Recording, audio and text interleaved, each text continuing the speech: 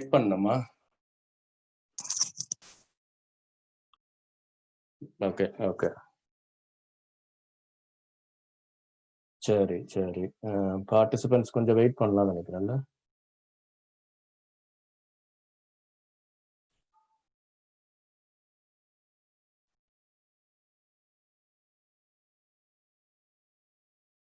Okay.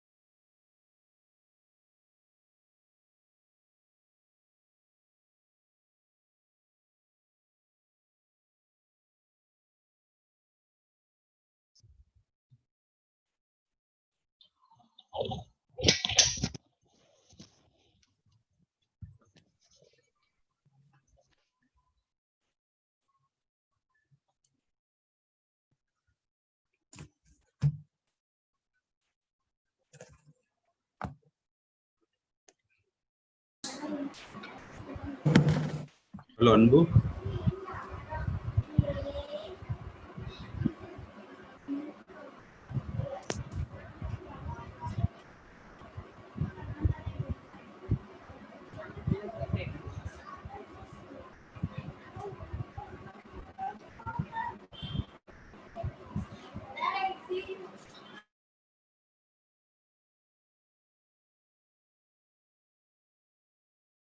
ஆ. கேக்குது. சோமு. சோமு.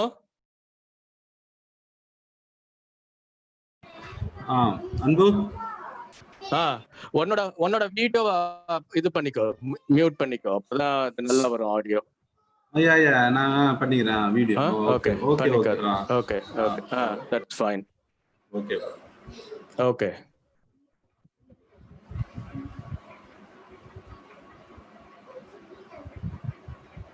என்னது delay ஆயிடுது. எக்கோ ஆகுது.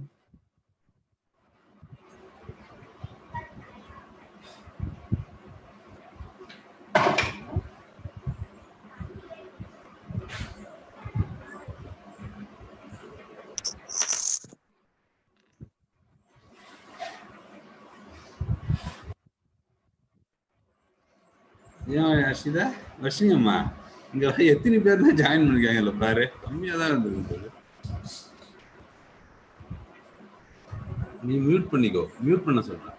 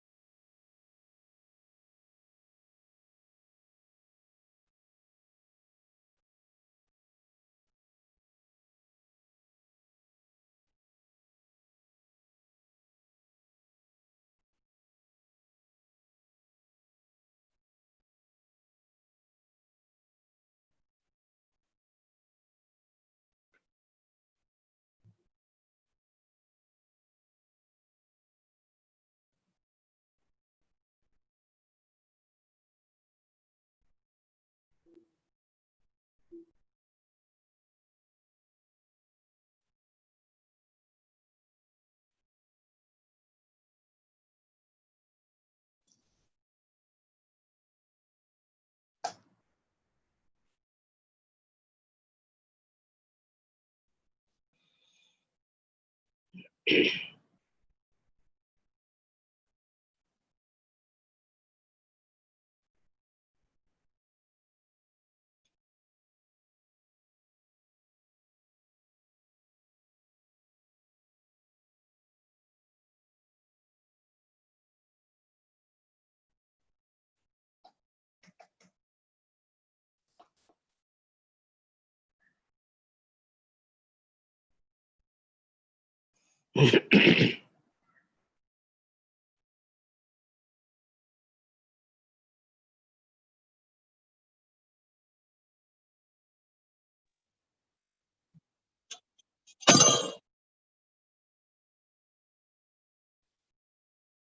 5 minutes விடுவோமே. வந்துட்டாங்க. ஓகே. ஒரு 5 minutesல அனுப்புவோம். Okay.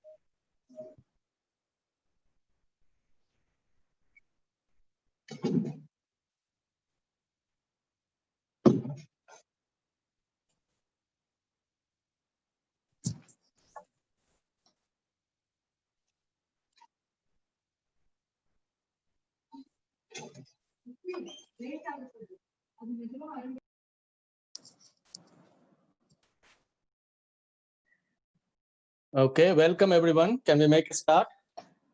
Yes.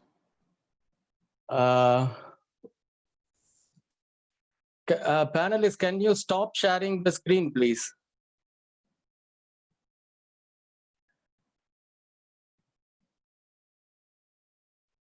Hello?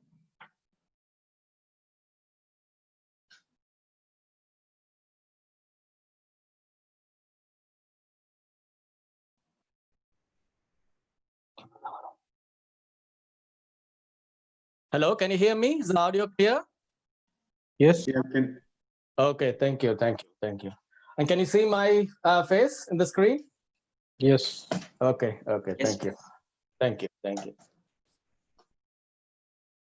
Okay, good afternoon, everyone. Thank you for joining us in this virtual meet, looking at career choice for young students. We have got a host of speakers who is an expert in different areas, and for the panelists, when you share the screen, please switch off the video for better audio quality. We will take the questions at the end, And audience, please type your questions in the chat box, or else you can raise your hands at the end of the talk and we will unmute you. Please accept our apologies if we can't answer all your questions, and we will try to do it as much as possible depending on the time constraint. I will introduce my daughter Prithika Anbaril. She is she's studying year 8 here in the UK. She has kindly agreed to introduce our speakers, and I welcome our first speaker, Mr. Hari Narendran. I will hand over the mic to Prithika.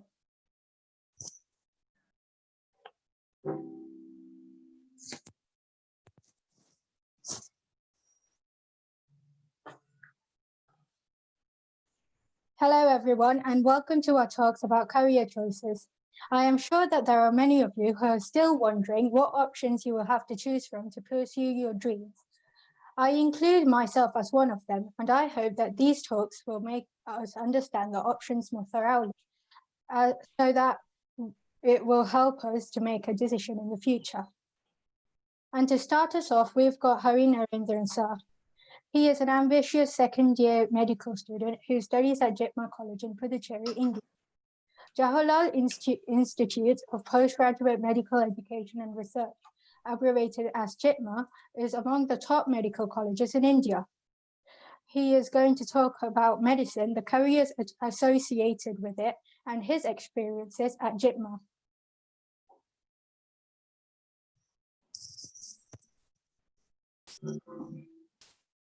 Hari, are you there? Yes, sir. Am I audible? Okay. Yeah, you're audible. Can you share the screen, please? Yes, sir. Okay.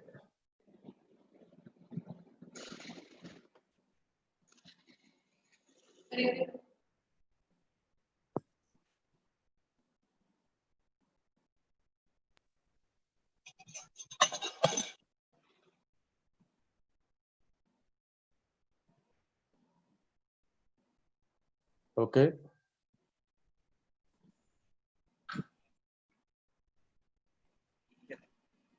Thanks, Hari. Audible, sir? Yeah, go ahead. Yeah, I'll start. Happy evening, everyone. Today's topic is about career choices, and I'm going to take the topic medicine in India. I'm Hari Narendran, a second-year MBBS student studying in Puducherry. The objectives of this session include finding answers to the following questions: why to choose this field, and how do you get into this field? What to do after completing the course, and the challenges faced by a medical practitioner. Did you know your DNA can stretch from Earth to Sun and back around 600 times? A human cell, there are around 100 trillion cells in our body, and which is 30 times the number of stars in the galaxy. Your heart can beat 1 lakh times a day, or your human brain can synthesize 23 watts of power. How fascinating is the human body? You may ask me, what does this have to do with my career? Are you interested in learning these? Then you should consider the medical profession as one of your choices. The medical field. It is one of the most sought after professions in India because of the following characteristics. First is respect. This is the most respected job in India. It is one of the top 10 most income yielding professions in India. Since the job requires your skill and knowledge and you can employ yourself, the job is secure. Job satisfaction is one of the most important criteria which a medical practitioner gets by seeing his patients happy and serving the society and family members. A dream come true for both a child and also its parents. How do you get into this field? When there is a transition from high school from higher secondary school, you got to choose a stream which contains the 3 subjects: physics, chemistry, and biology. Math is optional, but choosing math makes your physics easier. Next is preparation for NEET. NEET is the entrance examination which you have to take after completing your first standard to get admission in any medical college all over India. Next is securing a good rank. What is a good rank? That will be seen in the subsequent slides. But why a good rank is because the higher the standard of the institution in which you study, the higher and better teaching and learning you get in the college. Having alternate decision. Why am I including this here is because medical profession has a lot of competition in India, as you'll be seeing in the subsequent slides. And so I would suggest you to have some alternate decisions as per your interest. As for me, I had engineering as my alternate choice. So I prepared for JEE simultaneously. So if I had not got a seat through NEET, I could have got an engineering seat. NEET, the necessary evil. Why is it called the necessary evil? Because it is a hurdle in every uh, medical aspirant's life, which he or she has to overcome to get into the medical profession. We'll see a few facts about NEET 2019, which will say getting a medical seat is not that easy. It is conducted by the National Testing Agency, NTA. So, uh, why am I including this here is because they are conducting the examination from 2019. If you're going to practice questions for NEET, then you have to keep this in mind because the previous year questions before 2019 would be of a different difficulty level than the one conducted by NTA. The number of candidates is estimated 14 lakh, and the NEET results would get you admission in medical colleges. And every state medical college has allotted 15% of its seats to the All India quota, which is to be allotted by the All India rank. And 85% of the quota of the seats is for the state quota, which is filled on the basis of state rank issued by the state government every year after NEET. And also seats in deemed university, central university, management and NRI seats, and central poll seats are filled using the NEET results. The number of seats, including the private medical college seats in India, is 66,000 seats, which means only about 5% of candidates who appear for the examination get admission in the medical colleges. So, what is a good rank? A good rank is one which enables you to get admission into one of your dream colleges. So, I've included a table here which shows the closing ranks and the marks which you should have had got in NEET 2019 to have got admission in these colleges last year. AIMS New Delhi and JIPMER Puducherry. These are institutes of national importance which had been conducting their own entrance examination for filling their MBBS or UG seats. Now comes Madras Medical College, and before that, AIMS and JIPMER has been conducting the examination till last year, and from this year on, their admissions would be through NEET. And Madras Medical College Chennai is the most sought and is a dream college for most of the NEET aspirants in Tamil Nadu. For getting into this college, you should have had got 640 marks on 720 last year, or for a All India quota seat, or 618 marks for a state quota seat. And for getting admission in any medical college in government quota, you should have had got 452 marks on 720. So, why am I saying this is because the better the medical college, the lower is the fees, and better is the way of teaching and learning the students get. And year by year, the competition is also rising when it comes in terms of the students appearing for NEET. Some tips to secure a good rank in NEET. Try to avoid portion plan. When there's a transition from 10th standard to 11th standard, you get to know a lot of concepts and a lot of new subjects come in your life. And for handling those, I suggest you to cover the portions whenever they are taught in your school or institute. Practice more questions. We know that practice makes a man perfect. And the key tip for appearing for any MCQ examination is to have been familiarized to the questions which have been asked in the examinations in the previous years and which will be asked. So for getting familiarized with the questions, you got to practice more questions. So Becoming familiar with the question helps you to reduce the time per question, and NEET has 180 questions to be answered in 180 minutes, which means 1 minute per question. So be cautious about the time which you take for solving the question.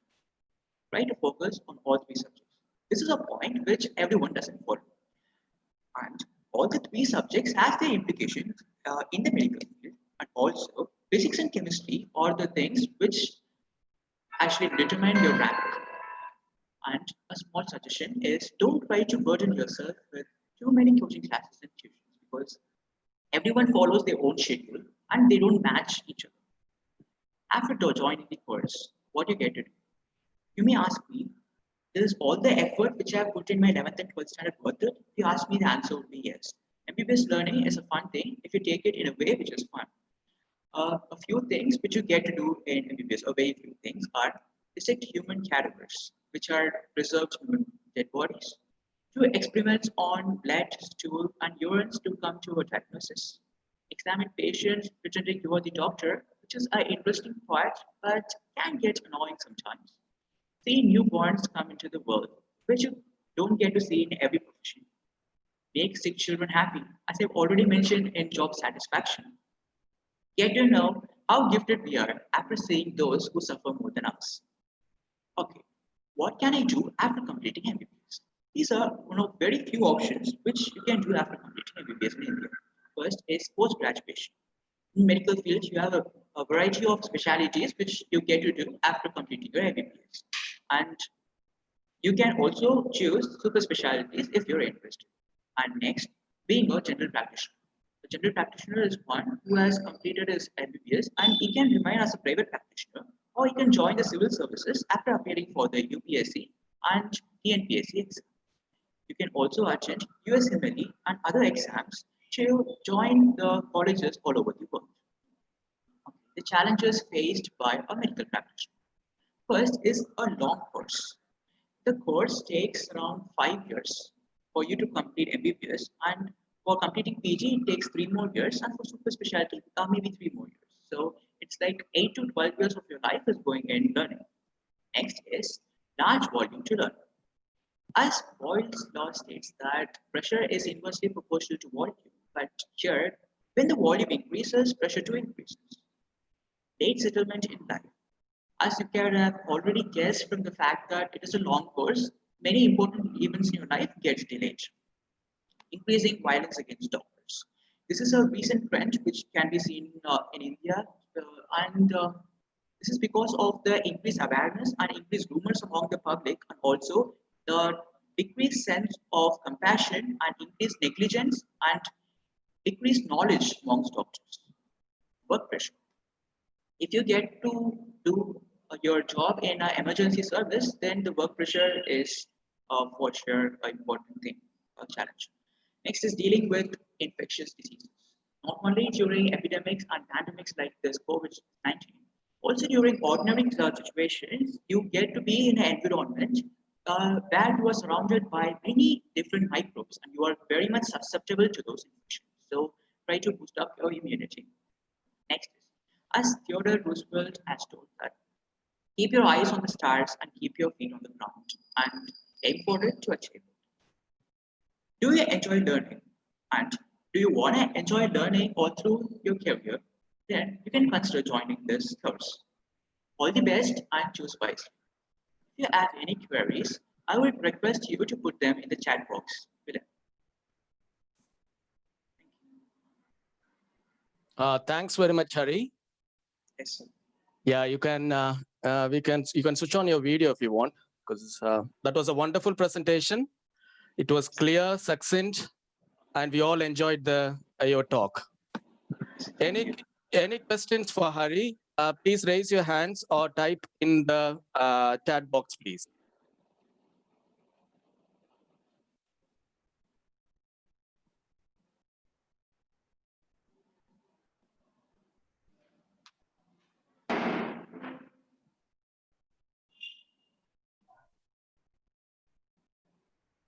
Okay, there is a question from Mr. Bala Nambi. why is there violence in India against doctors? Why do you think is the main reason and how to overcome it? Yeah, as I already told in the presentation, like violence against doctors is a trend which is recent in India.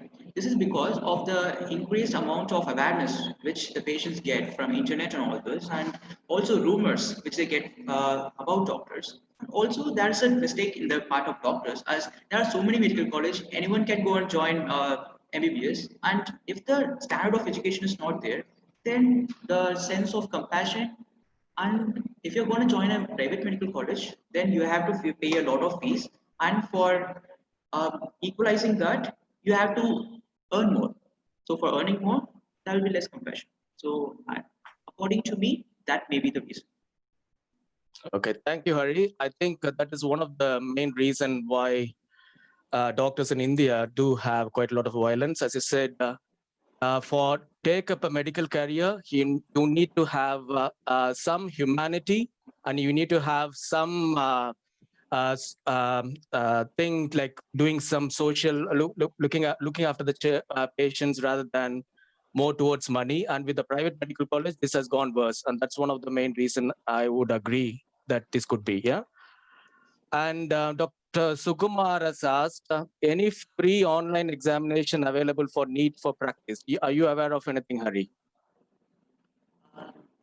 Actually, for NEET practice, you can practice more from the past year question papers. And also, there are many model tests which are actually conducted by many institutions.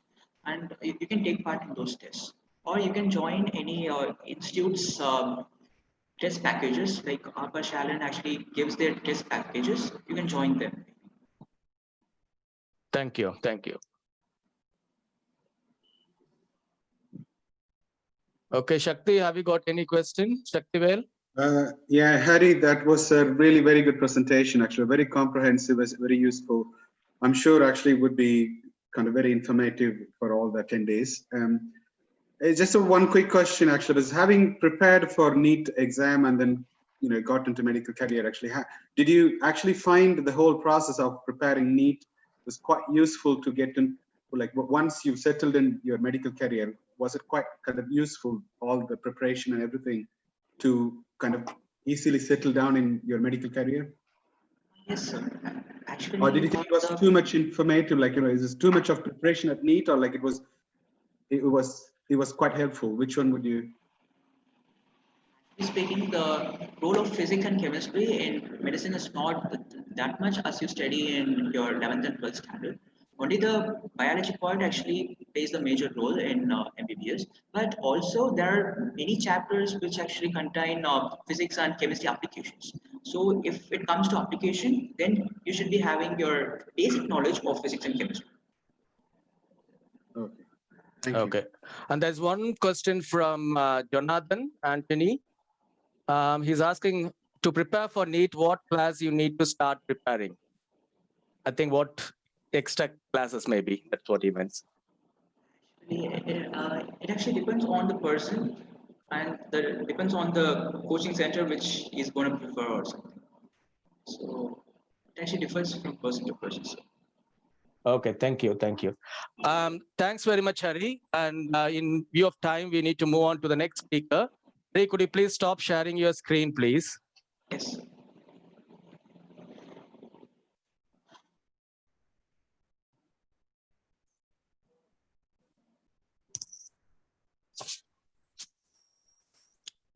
Journalism is useful to all of us in countless ways, including the news we watch and hear today. It includes innumerable skills involving debating as one of its key factors. Shraddha Sabu Madam is an exuberant first-year journalism student at Sheffield University, UK. She's going to be using the skills she has learned during her course to tell us about the fascinating aspects of journalism. Thank you so much for the intro, Pritika. I'll just share my screen now. Hold on. Right. Can everyone see my screen? Yeah. Perfect. So, hi everyone. I'm Shraddha, and I'm now a second-year journalism student at the University of Sheffield in the UK. Today, I'm here to talk to all of you about journalism as a career, as well as my path to journalism, why I chose it, and how it's like to be studying it at uni, as well as career options as a journalist, difficulties you may face in the field, along with some advice if you find yourself interested in communications and journalism as a degree. To start off with, what is journalism? So a brief definition that sort of encompasses it that I've written down is the creation and dissemination of information about the contemporary world through different communication media. That's basically impactful storytelling about the world. And the purpose of journalism, which is not clear at the outset to many, but and there are many of them, but I've written down some foundational purposes, is firstly to help define our communities and create a common knowledge rooted in reality. That's a bit of a complex point, but it refers to the fact that in the news creating a foundation of facts about the world, it helps define what we perceive as the world. Secondly, to hold people in power to account and stop injustice from happening. And that refers to investigative journalism. And thirdly, to connect people of diverse cultures, backgrounds, and professions, which is through creating awareness about each other. And fourthly, to provide citizens with the information they need to be free and self-governing, in the sense in providing information for people to make well-informed choices about their life. Now, as you know, journalism has changed a lot due to technological and social media advancement. Now, citizens have gone from being just passive consumers of news produced by professionals into active participants who assemble their own journalism on social media platforms. And because of all this, now there's a world suffering from information overload, fake news, and frankly, I'm sorry to say, really atrocious journalism that is able to be circulated worldwide through social media. But at the same time, this is juxtaposed with the complete lack of media freedom in some countries, such as North Korea, Eritrea, and others as well. So overall, there's a distortion of the flow of information in the world. And in this current climate, the world needs hardy, truth-seeking journalists to tell the truth about the world more than ever. So to talk a bit about how I decided to be a journalist. So my journey to deciding to be a journalist is a bit complicated. From childhood, I loved reading books and all things literature. It was like a haven to me. And as a natural extension, I would write small creative pieces or descriptive pieces, whether it was travelogues of trips or small poems. And that made me think I wanted to grow up and become and do a degree in writings and communication. But at the same time, I loved biology and science in general. So, and when considering how to combine the two, I thought of science journalism, especially as I'd grown up reading Nat Geo magazines and watched loads of space and science documentaries that really fascinated me. But what most science journalists had to say was that science journalism mostly involved journalism and you didn't have to actually do a science degree for it. And after thinking about it seriously and actually even applying for a biology undergrad in Canada as well, I ultimately decided on a foundational degree in journalism. And it was not only because of these reasons, but I realized that I had a genuine interest in the stories of people, communities, and cultures after moving around a lot in my high school years. I was in Kota, Rajasthan for 2 years. I was in Kerala for a year, and then I went back to Dubai, where my parents are, for my final 2 years of school. And all these cultures were so radically different from each other. It really fascinated me. And I would always reflect about it and tell like friends from each one about the other. And I realized I was interested in communication that aimed to connect people. So that's how I decided that I wanted to do journalism. So my journey in sort of applying for university was firstly, after deciding that I would apply for university in the UK, I researched rankings of universities, the university itself, the city and fees, etc. And as you will do if you're applying to the UK, you rank 5 universities in order of your preference for UCAS. My first preference was the University of Sheffield because it was the #1 department for journalism studies in the UK, but also the university is known to be quite warm and welcoming, and the city is known to be student friendly, it's green, and it's overall like it's affordable as well, so it's a great place to study for students.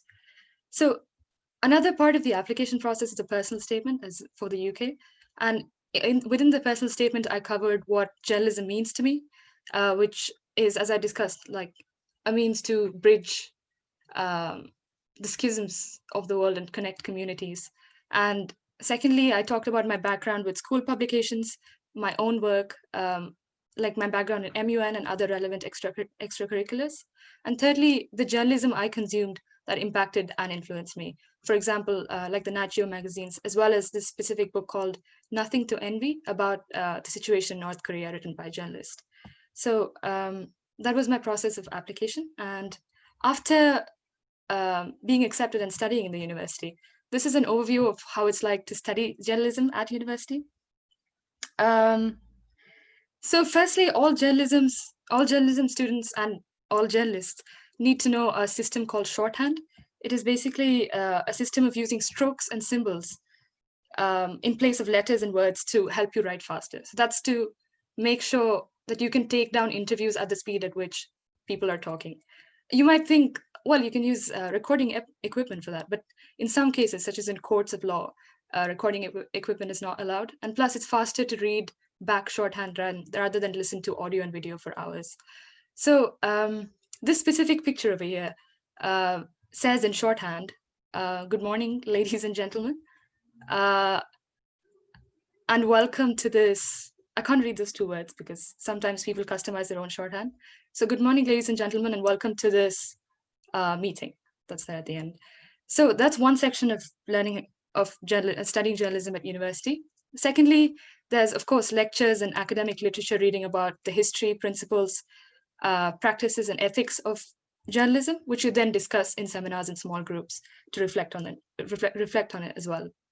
And thirdly, there are workshops for firstly analysis of current news from news outlets all over the world, and secondly for actual news production, where we're given scenarios, have to hold press conferences with the teacher, and have to write stories, breaking news stories to deadlines. And you also do real life journalism. In second semester, we were assigned patches in the city, and we had to hold interviews with people and find out real news stories, which some got even like published in the local newspaper as well. So that's how it's like to study journalism at university. So in terms of careers, there are three main fields, as you probably know, within media. Firstly, it's TV and broadcast. Secondly, radio, and thirdly, press. And there are many options for careers you can do within them, but I'll just go through like two for each. For TV, you can, as you know, you can be a presenter, a reporter, an editor. For radio, you can be a radio show host or a station manager. For press, you can be an actual reporter, again, an editor or a graphic design art director. But other than the three mainstream media options, you can also do occupations in public relations, digital marketing. You can even go into management after masters. You can even be a blogger for a company or a video producer and editor. So it's quite flexible, and if you're interested in communications, there are a variety of occupations you can go into. So to look at challenges within journalism, as with all professions, competition is a big part. There's intense competition in the field. It's really hard to make your own unique voice heard amidst the clamor of everyone on social media. So one thing that's important is to use Twitter actively, engage in conversations and comment, engage in global conversations about what's going on in the world, and be an activist on social media platforms. Secondly, as you've probably heard, especially in the post-COVID world, the news industry is dying. There is declining job opportunities due to the lack of funding because people consume news online more. But and that's something you'd have to deal with if you decided to, to get into the profession. Thirdly, there's as is inherent in a journalist's work, there's constant public scrutiny of your work. So that means there's intense pressure to be 100% accurate and not like the price of inaccuracy could be defamation or destroying someone's reputation. So there's a lot of pressure with the work you produce, especially as news is all about deadlines as well. Fourthly, as you probably know, it's not the most lucrative of professions, especially at the beginning, but that's just something to keep in mind. And fifthly, there's something that's very important to address as well, and could be quite unique to journalism, is that there's real life-threatening danger in being a journalist in certain cases and in certain genres. Over the past 10 years, according to the Reporters Without Borders, more than 950 journalists, citizen journalists, and media workers have been killed in the line of work, many with impunity, where murders have not been brought to justice. because especially if they're reporting in war zones or in countries without media freedom. And this is media freedom is still a major issue in countries around the world. And it's not just in North Korea, even in India. In 2018, India was considered amongst the top 10 deadliest countries for journalists in the world. So journalists would be in danger if they were trying to tell a story that a person, organization, or sometimes a country doesn't want told. If they were reporting crime, if they were reporting on war in high-risk zones, or if they were reporting in countries with a lack of media freedom. So that's something to keep in mind as well. If we have time at the end during the question session, I'll tell you an anecdote of a time I met someone who sort of defected from a country where it was a dictatorship. It was a country in Africa. But yeah, if we have time, I'll go through that. So that's just a summary of the challenges of being a journalist in today's world. Finally, to end with my advice, if you're interested in communications and being a journalist, despite all the risks and all of that, yeah. My first piece of advice is, first of all, it's one really unique thing about journalism is that all of you listening to this can start your journey today if you choose to. Like, if you don't have a Twitter account already, you can make one and join global conversations today. And that's a beginning. Secondly, a part of this journey is to find your voice, finding what you'd like to talk about, and learn how to express it through different forms and media. So that's also something that I would encourage you to do. Thirdly, finding issues that spark your interest, reflecting about them and reflecting about the world, and becoming an opinionated, well-informed individual, which is a good base to work forward from. Fourthly, of course, if you are interested in communications, I would obviously encourage you to create content. You can start a blog or a podcast with friends. You can just write, become involved in your school publications. You can start your own school publications. And there are websites where you can submit articles for publishing even at a young age. An example is medium.com. Many global celebrities use that as well. And there are other platforms you'd be able to find on very easily on Google as well. And fifthly, of course, if you're planning to create content, you have to consume good content as well. Listen to podcasts, radio shows, watch the news, read the news. And finally, I think the most important piece of advice, and if there's one thing you take away from this presentation, I'd like it to be this. As put very eloquently by RM of BTS, a music band that I look up to, speak yourself. Don't hold back in self-expression about who you are and what you want to say throughout your life, and just let yourself bloom. And I think that's a first step, not just in journalism, but in just the process of transitioning to adulthood and finding your way in life, I think. Yeah. So thank you. Thank you so much for listening to me. I hope my words have been of some help, and feel free to ask me any questions. And if there's time, like I said, I'll tell you about that story. Yeah. Thanks very much, Shraddha. That was a fantastic presentation. You do really well in your presentation. You'll be an excellent journalist, I would imagine. Thank you. And you've got some questions here. Just a minute.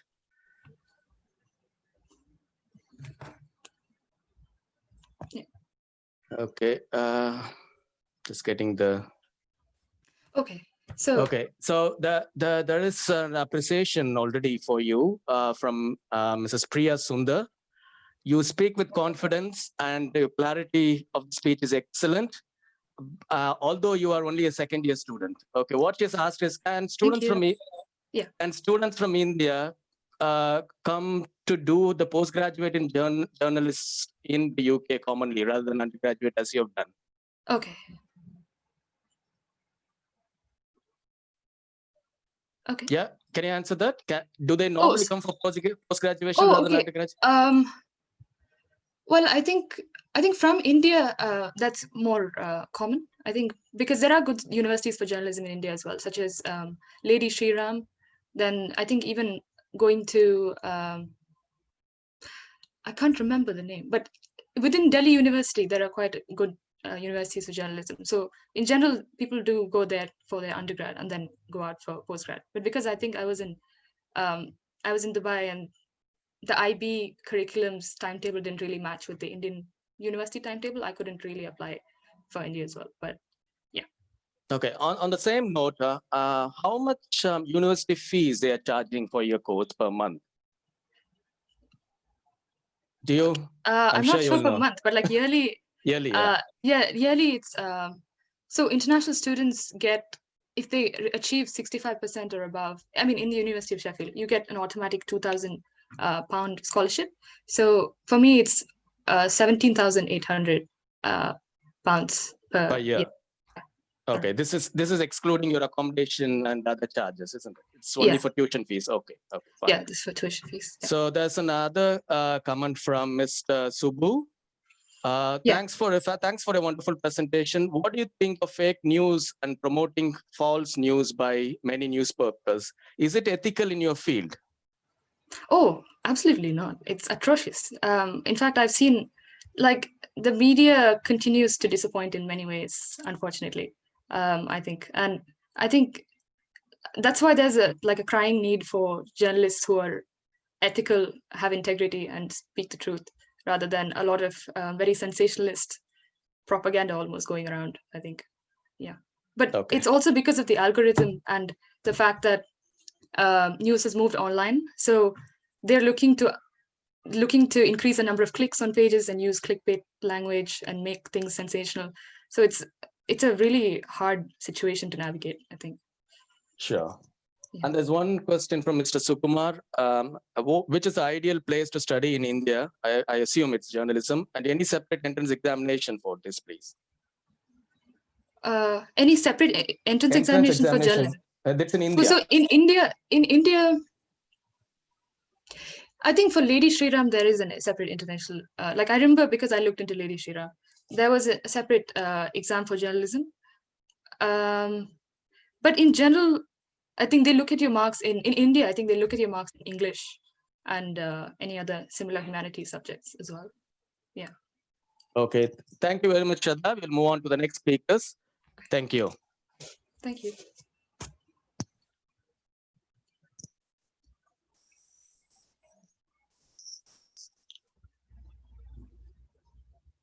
Aditya Karthikeyan sir studies BE Computer Science at the prestigious Anna University in Chennai, India, and is well known for his YouTube channel, Degree Kafi. He is going to third year and is going to tell us about his experiences and how his chosen course will help him and others in the future.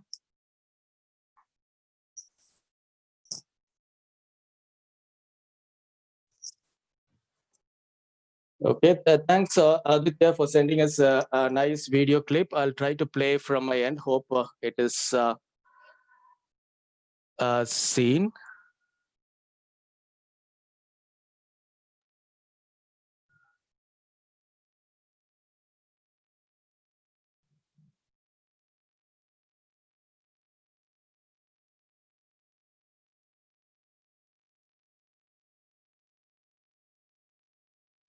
Hi friends, I'm Aditya. I pursued my bachelor's degree in the stream of computer science in Anna University. I completed my schoolings in SVJ Metric Higher Secondary School with 95%, and with lots of passion, I've taken computer science engineering. I would like to share some of the problems that I faced when I was in your age and how I overcame them. Why you should choose engineering? I chose to study engineering because I love to learn new things. I wanted to enter into a career that enabled me to continuously solve problems and learn the art of it. Engineering is the field that solves the most impactful of our problems in the world, like creating clean energy or detecting cancer. As engineers, we are constantly changing the world with inventions and solutions that affect everyone's life. Engineers are the wizards of our society. Everyone wants to fix their problems and no one is quite sure how they came up with a solution. And engineering education will exercise your brain, developing your ability to think logically and to solve problems. These skills will not only be useful while solving engineering problems, but would be valuable throughout your entire life. Engineering, by its very nature, is a creative profession. The most important skill which engineers have is creative thinking. It means finding new ways of applying the existing knowledge to solve any problem. To design a new product ranging from batteries to generators, hard disks to pen drives, car to robotic car involves a lot of creativity. With the help of these problem-solving skills, engineers can tackle any problem. Engineers always try to change the world with their conceptual thinking. We all know about the size of the first computer, which needed a space equal to the room. It is the effort of engineers who made it possible to reduce the size of that big computer to a 10-inch laptop, which you can easily carry anywhere. We can reach anywhere in the world in a very less time because of the invention of aeroplanes. With the help of Google Map, we can easily travel from one place to another without even knowing the way. There are many such examples which make our life so simple. If you are an engineer, you must be ready to get more chances to improve the world. Engineering is one of the most humanistic fields around. Engineering is about making life better. The more you expose yourself to the world of engineering, the more opportunities you have and the better prepared you will be to meet the challenges ahead. The main reason that I chose to study engineering is personal happiness. This is a career that will keep you happy by providing great financial security, diversity, flexibility, prestige, intellectual development, challenges, and personal satisfaction. As we are in a time of rapid social and technological changes, the need for engineers is greater now than ever before. If you like to question, explore, invent, discover and create, then engineering would be the ideal profession for you. As an engineer, you can choose to work on projects that benefit society, such as cleaning up the environment, develop prosthetic aids for disabled persons, developing clean and efficient transportation systems, finding new sources of energy, and increasing the standard of living in many countries. Engineering is present everywhere, from the tap of our house to a giant electricity producing dam. Engineers have both passion and technical knowledge to make a difference in the world. It feels really wonderful when you know that you are actually positively contributing something to society. Albert Einstein once said, "Scientists investigate that which already is. Engineers create that which has never been." All these inspired me to take up engineering to acquire logical thinking and critical analysis skills as well as decision making skills. So, if you are curious about how things work and have a keen mind for applying what you learn to solve real world problems, engineering is the perfect avenue for your talents. Be prepared to dedicate years of learning and practice to master a field of engineering. Kindly bear with me because I firmly believe that the way I studied has the power to change your lives. My typical cycle of studying used to start out determined. I would come home, eat and refresh myself, and I would do a couple of homeworks and start studying. But the problem was the productivity only lasted for an hour and I would easily get distracted. I would spend the next couple of hours looking at my phone and then I would go back to study with determination, finding myself burned out again. I would study until I physically couldn't anymore. Each day I would promise myself that I would be productive because I had to succeed, but every single day I failed. I struggled, fatigued, stressed and strained myself because I was totally disappointed with myself. And one day I saw a video on YouTube that told me how to study better. It was called as a Pomodoro technique. We'll see about that. The Pomodoro technique. Let's talk about the history of Pomodoro technique. It was invented back in 1980s by Francisco Cirillo. He named it the Pomodoro technique after a tomato-shaped timer that he used to actually track his work as a university student. This technique has gained much popularity in various productivity and self-improvement. So, what is this technique actually? It is that any large task or any series of tasks can be broken down into shorter intervals called Pomodoros. Each Pomodoro is separated by a short break. What tools do you need? The only item we need is a timer. You can use your phone or laptop with an app. Some of the apps are Pomodoro, Focus To Do, Pomodoro Timer and To Do List, Marinara Timer. Get started with the Pomodoro technique. Choose your task and set your goals. Set the timer to 25 minutes. Work on the task until the timer goes off. Avoid constantly checking the timer. After time goes off, take a short break for 5 minutes and don't sit at the same place. Instead, go for a walk. Avoid using your phone in this break. After 4 cycles, take a longer break of 20 minutes. Benefits of Pomodoro technique. Improved concentration power, decreased back pain. The whole point of this technique is intense focus for 25 minutes. Put your phone in silent mode if you have one. The Pomodoro technique is a fluid system, that is, for some tasks, it may be best to alter time intervals from 25 5-minute pattern to something like 50 10 minutes pattern. For myself, I stick to the 25 5-minute pattern when I was studying for 12th standard, but for longer and more time consuming assignments, like projects, I would take longer intervals and shorter breaks. I could seriously spend a full day working or studying as I keep myself refreshed throughout the day. I I had a timer that was constantly ticking, and because of this, I did my work quicker and achieved my goals faster. Never keep your work scrapped at the last moment. Now it's my turn to ask you all, are you as efficient as you can? According to me, there are 5 things that we all need to possess. Number 1, consistency. We need to work hard consistently. Number 2, understand the concepts. When you start understanding the concepts, you can answer all types of questions. Number 3, respect time. Always use your time wisely. Number 4, don't take stress. And number 5, this is the most important thing, respect your teachers and parents.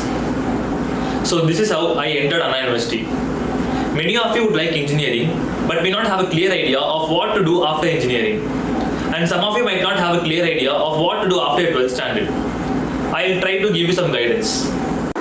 Engineering. What after engineering? Most popular career option after engineering is to pursue further studies. After completion of bachelor's degree, one can opt for the following exams. GATE exam. With an excellent GATE score, you can enter prestigious engineering colleges like IITs and NITs for MTech.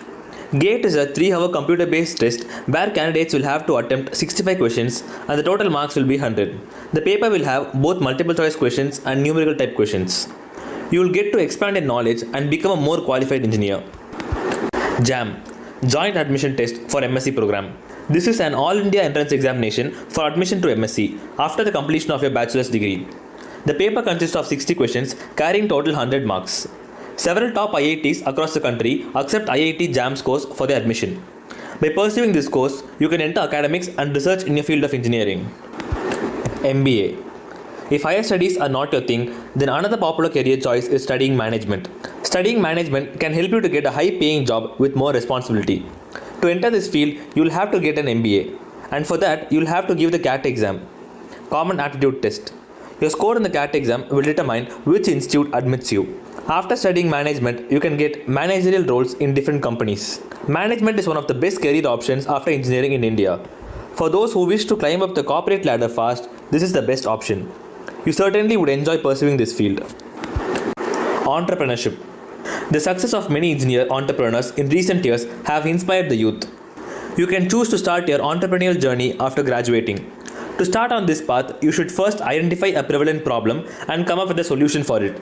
The problem can be in any sector. Flipkart removed the hassle of shopping offline and Paytm solved the problem of money scarcity. For budding entrepreneurs, there are many resources like startup incubators, including Angel Prime. Entrepreneurship requires a lot of patience, but the experience of starting and running a new company would be priceless. Civil services.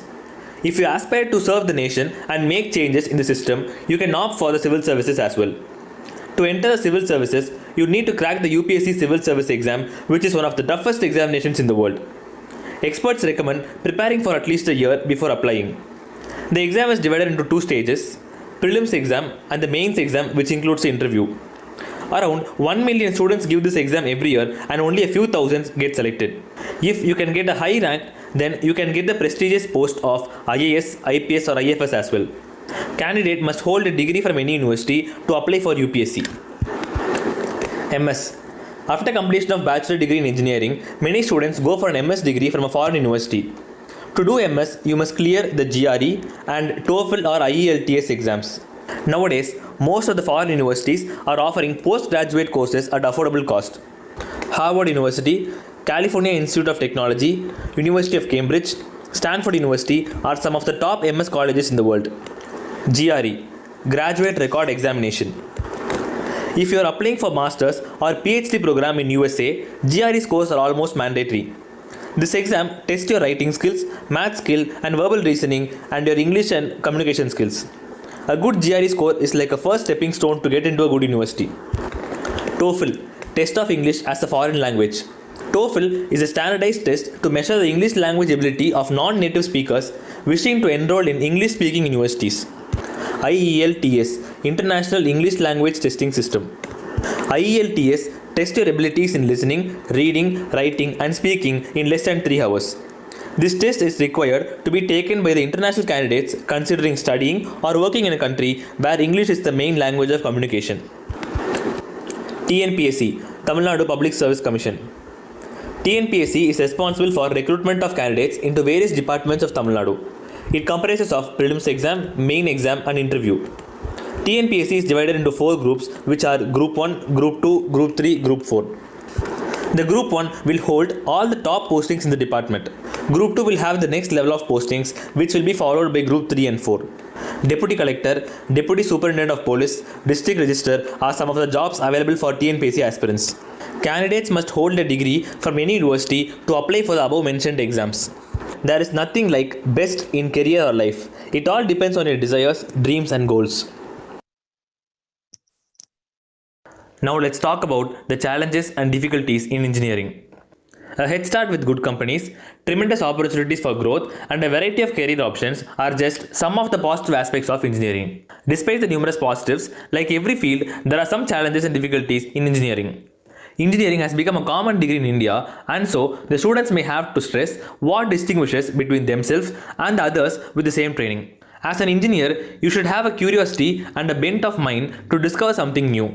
If you merely study science with the objective to score and do not find much interest in the experiments and numerous applications possible through the formula and concepts, it is of no use to take up this field as your career. Instead of acquiring knowledge, if you only aim at getting high marks, it can cause a serious problem in the future. You wouldn't be able to apply what you learnt. If that's not the case with you, you will have a bright future. If you have a strong passion about engineering, everything is an advantage. If you want to get an engineering job, then everything is a disadvantage. Choose a path with passion and work hard towards your goal. Engineering is a competitive field, and so it becomes quite mandatory for you to prove yourself against all odds. Just strive to be the best that you can be and be smart when competing against others. I encourage you to think about your time differently, set some goals for yourself and strive to achieve them by keeping aside your constant distractions and focusing on your task. And finally, I want you all to follow these to achieve big. Meet you soon. Thank you. Thank you, Aditya. That was a wonderful presentation. Aditya, can you unmute yourself, please? Hello, Uncle. That was a wonderful presentation. We all enjoyed. Thank you. Thank you, Okay. Uncle. Yeah, let me go through questions. Shaktivel, are you there? Yes, Uncle. Yeah. I'm here under. Yeah. There were some questions from the chat box. Can you see? Yes, Uncle. Sorry, just kind of trying to read the questions from chat box. Yeah, this question from Mrs. Priya Sundar. I think the Pomodoro technique could be used for adults as well. Do students in Anna University give importance to co-curricular activities? Yes, Uncle. I think the technique can be used by everyone because it is not limited to a specific group of people. Okay. And of course, it gives importance to extracurricular activities. Okay. What sort of opportunities you have in your university? No, they give importance to all types of sports. Okay. And we have NCC, NSS, YRC clubs there and photography clubs, and we have many. So college gives equal importance to all the extracurricular activities. Thank you. Our alumni association also, it's very strong. So they also give us more support. Good. Okay, so one question from me. So Yes, with all the advancement, do you think the machines will be a threat to humans regarding the job opportunities and things? Do you think the machines are overtaking the humans and reducing the job opportunities for humans? Yes, Uncle, I do think it is true because as technology has advanced, many are going jobless. But everyone have to keep updated. I mean, they have to update themselves for the next generation. Okay. It's more accuracy than human beings.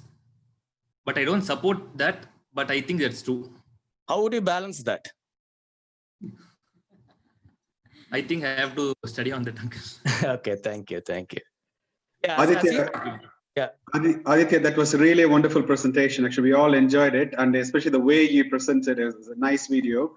Yes, also, tell you, so no questions from me. Just to tell you that, we're also following your history videos as well. Keep going. That's what we need. Actually, I think the future needs the history. Yes, Uncle. So please do more. Yes, okay. Thank you, Uncle. I do more. A couple of more questions, Aditya. Dr. Sukumar has asked, any other studies or memory techniques apps are there? You did mention about the Pomodoro technique. Is there any other techniques you would advise? No, uncle, I haven't tried anything more. This was enough. Okay. And there is another question from Dr. Subbu. Why most Tamil Nadu engineering courses are not filled up each year? I couldn't understand, uncle. Why there are some vacant seats in engineering left in India each year nowadays?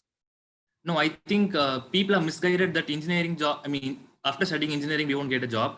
But if you really study the concepts clearly, I think you all can get a job. No, this is just a misguidance of people. But would you advise some colleges where the facilities are less? Because there are quite a few colleges like that. That could be one of the reasons as well, isn't it? Yes. Uncle. I think private colleges are somewhat less. Yes, yeah. Okay, right. Thanks a lot. One more thing, uncle. Yeah. Yesterday, Dad told me that there was some problem with the audio and video. He told you tense. Even I was tense till now. Okay. I'm satisfied after. It was so clear. Thank you. Fantastic. Thank you. No, actually, when we tested yesterday, there was some problem, but now actually it's very clear. Actually, we could hear everything. Yeah. It's okay. Thank you, uncle. So thanks very much. I'm a great fan of your YouTube channel, Degree Coffee. I'll recommend everybody to watch it. Yeah. Yes, thank you, uncle. Thank you. Okay, we will move on to the next speaker.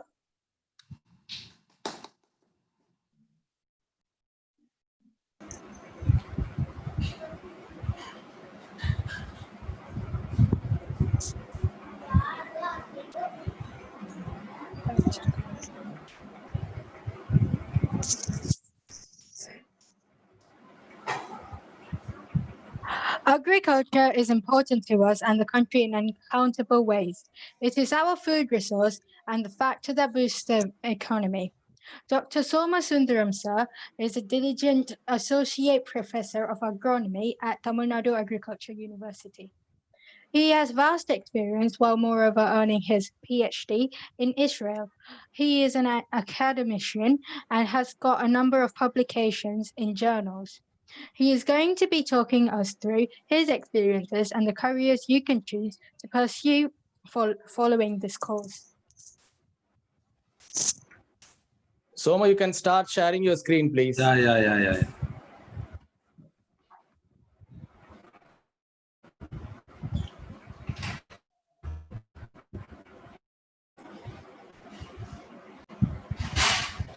Hi, good morning, good evening all.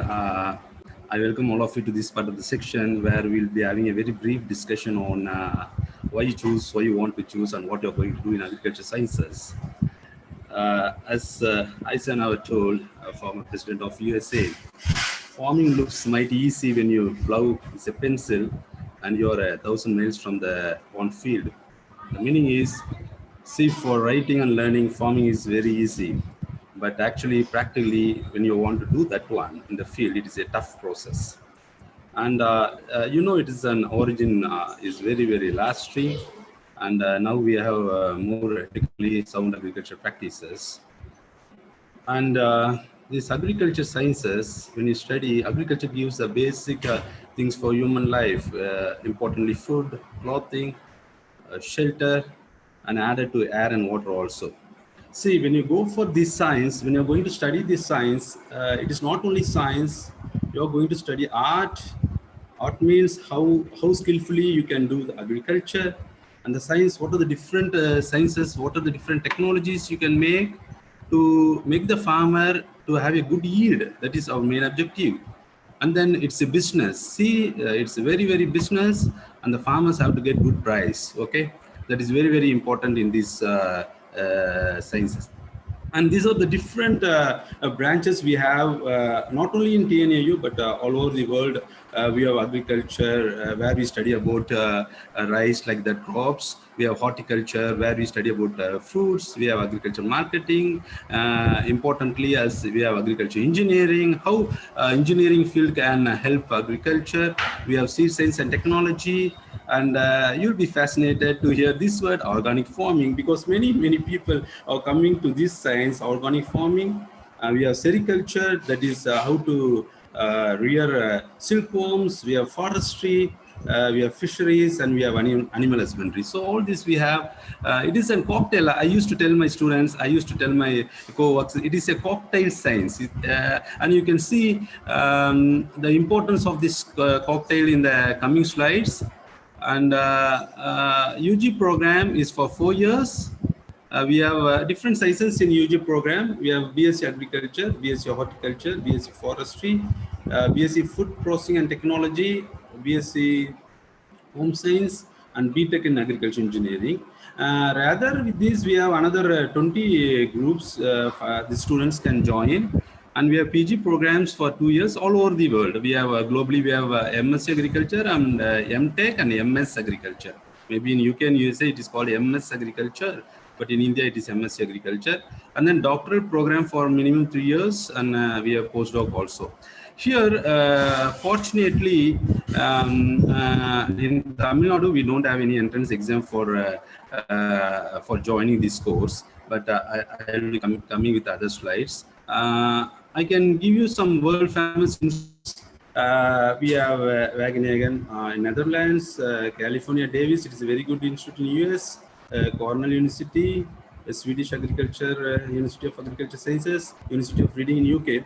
All these students many students are going from India also for this UG program or PG program. And in India, the best one is we have Indian Agriculture Research Institute, followed by GB Pant Agriculture University. And then the third rank is ours, Tamil Nadu Agriculture University in Coimbatore. We have Punjab Agriculture University, and we have Annamalai. It is few universities I have mentioned, but in India, added to this, we have 28 state agriculture universities that I want to tell you. But here, how students are selected for UG program, I have to tell you. We have two ways to enter. Indian Agriculture Research Institute is having entrance exam every year, and they are choosing people, and they are placing those who are selected. They are placing all over India in the state agriculture universities. For Tamil Nadu Agriculture University, as far as Tamil Nadu is concerned, we don't have entrance exam. Pupils are selected with their +2 marks. Actually, we have very limited seat. You will not imagine, we have only 3,000 seats for government seats, and private colleges. Now all engineering colleges, they are changing into agriculture colleges, you know that one. There we have only around 5,000 seats. So totally we have only 8,000 seats. So because of that, the job opportunities is very, very high, and placement is very good now. And why I choose this field, it is amazing. After my schooling, I have only two options, whether it is engineering or agriculture. But because of my family background, it's an agriculture family, and also my fervor and my passion made me to choose agriculture. Because in the age of small age itself, I know this technology, and I did my UG at Annamalai, PG and PhD at TNAU, and postdoc at Technion Israel, that is Israel Institute of Technology, where they do a lot of farmings in desert. But now I recommend this course to the young people, because see, I'll be telling you in the coming slides, our curriculum is like that. You can easily break civil service exams, and you can see a lot of people with agricultural background or studying at TNAU or Tamil Nadu Agriculture University, cracking IAS and IPS exams. And opportunities for young entrepreneurs. Technology in the sector is surprisingly good, and you know, you can see I shown in the first slide how we harvest cotton, or how we use robotics to kill the weeds, like that. And also there is a high demand for young genius and future growth trends. See, young genius, we have very good demand here in this field. And what I have did so far, see, I am in a teaching campus. I have taught 40 UG courses, both in India and Israel, 20 PG and doctoral courses, and research. I have handled 5 national and 3 international projects in Israel, Germany, and Sri Lanka.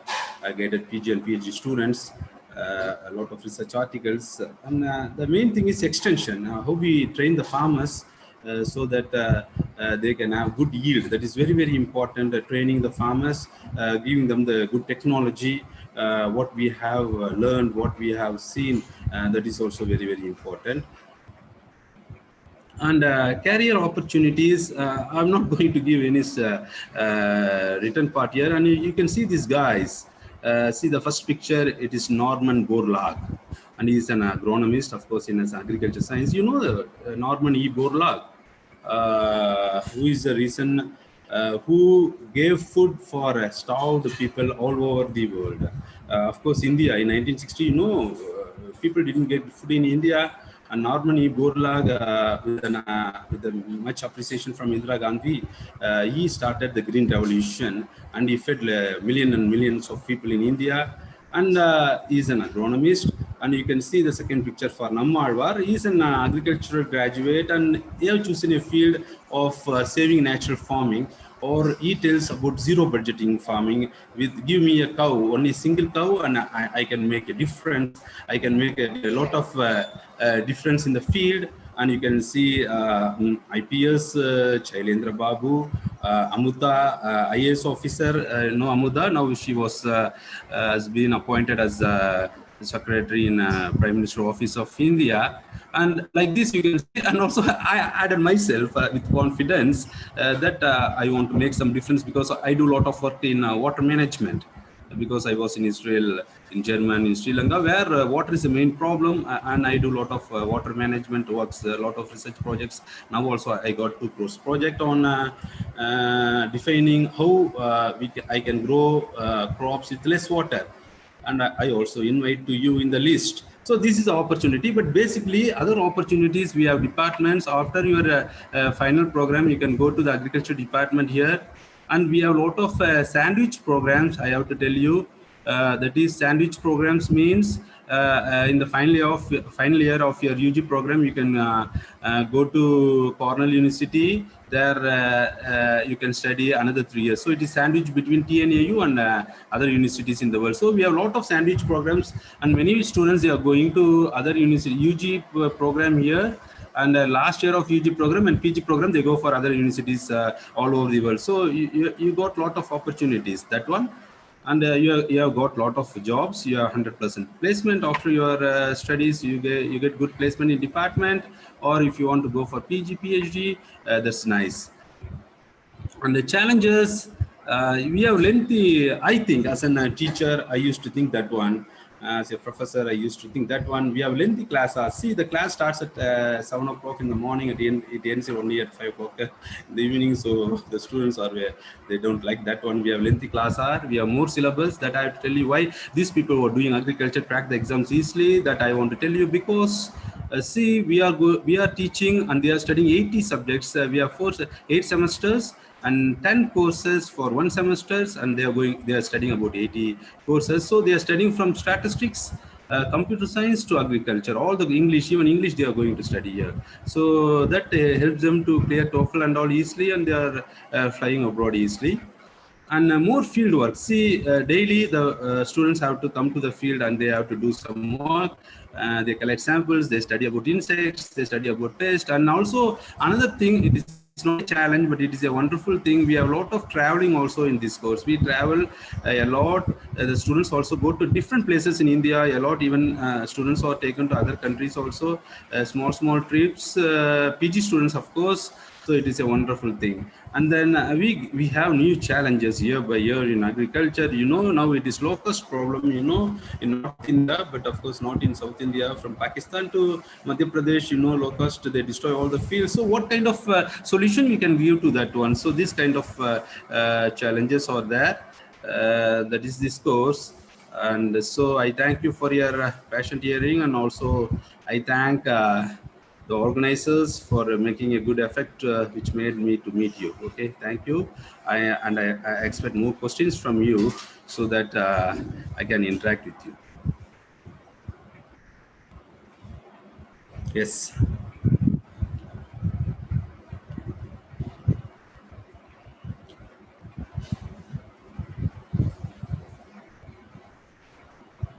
Yes.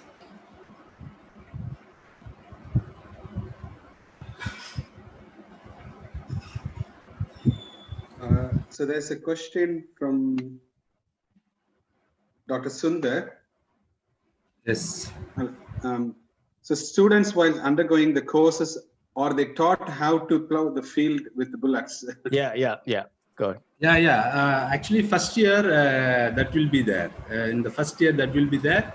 We are taught the bulls also, and also with the another tractors like that also. Yes, we have.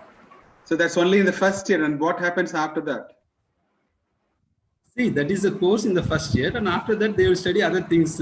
All the way, it is not there to do with bulla. Okay. Okay, there's another question from Dr. Subbu. Yes.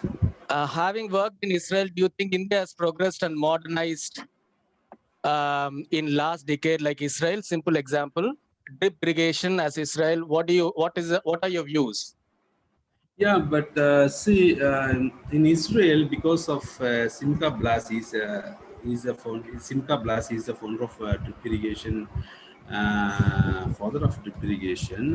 That made the desert to bloom. Of course, we also may make progress, but of course, we have a lot of water, we have a lot of resources, but that resources we are not properly using because we have a critical problem also in that one, using that resources. We have not progressed as much as Israel has done in this field. We have to accept that one. We are trying, but to be very frank, Israel is a very small country, of course, but we are a very big country, and also we have to link the rivers. Then only we can irrigate. We can increase our field under irrigation. That is there. Okay. Another question from Dr. Sukumar. Any separate courses in natural farming in post-graduation in agriculture? Yeah. We have one course for post graduation in organic agriculture. Yeah, we have MS There's in one more organic question agriculture. from Prabhakar. So he says it's a good career choice. It's a need of hour. Is there any IT field linked to agri? Any? IT field linked to Yes. agriculture? Any IT field? Linked. Linked. Yeah. Linked to agri. Yeah, we have. See now, we have a lot of courses in remote sensing and also in data handling and also how to use computer and robotics in agriculture. Yeah, we have. Yeah. Okay. Why government is not restricting use of pesticide is another question from Mr. Sukumar. See, we can't. Maybe we can integrate pesticides and also other natural ways of controlling pests, but we can't restrict that one because the main thing is we have to feed the alarming population. So without pesticides, we can't do that. We can't kill the insects. So 100% restrictions on pesticides, we can't do that. We can't make. Okay. Also, Somo, do you know the estimate? I know India has got a very high population, but Yes. The cultivable land is only minimal. What is the per person farmers land per person in India average? Average per person in the India is only 1.2 acre. 1.2 acre. Okay. Yeah. Okay. Yeah. So how do you think you can modernize agriculture by having 1.2 acre per person? Yeah, that is fragmentation is the main problem in India. Of course, what you have mentioned, Anbu, it is good. Fragmentation is the main problem. That because of fragmentation only, we can't go for good machines here, as Western countries are doing. We can't go for machines. But now government is coming up with collective farming techniques. Collective farming. So a grouping of farmers, and then they are going to introduce new technologies there. Now they are initiating that one. If that comes, then that is good. So that's happening in Tamil Nadu, no? Yeah. Now they are starting collective farming in water harvesting and using that water for irrigation. And also, you can imagine that now they are harvesting all pulses and even cotton with machines in Tamil Nadu also. So now it's coming. Okay, fantastic, Somo. This was a wonderful session. Nice seeing you after a long time as well. Thank you. Thank you, Anbu. Thank you. Huh?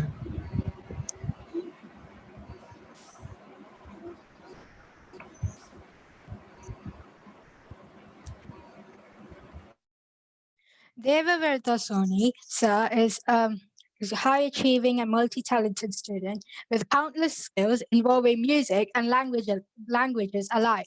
He is studying as a fourth-year medical student at Cambridge University in the UK. Cambridge University ranks fourth worldwide and first nationally, acting as a role model to other universities. He is going to tell us more about the exciting aspects of medicine and his experience in the UK. Hi, can you hear me? Yeah, go ahead. Okay. Pritik, I think it's the nicest you've ever been to me, to be honest. Thank you very much. Share your slides, Raghu.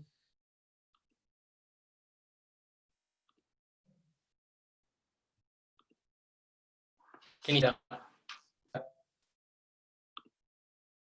Okay, cool. My name is Dev Vratasoni, or Dev, as I'm known by most of my friends, or Vibhu by most of my family. So I technically have three names. I was born in India in CMC Vellore, and lived in Tamil Nadu for a bit, and then I moved to Kerala to stay at my grandparents for a year. Then I moved to UK when I was 1, and I've been living here ever since. So it's truly my home now. I went to secondary school in a city called Birmingham, and then applied to study medicine in the University of Cambridge. And I'm in my 4th year now. And yeah, it's still one of my proudest achievements to date. So why I chose medicine, this decision came for me when I was 16. I did volunteering at a charity called Melody, which is for children with learning disabilities, where we taught them music therapy to teach them interpersonal skills.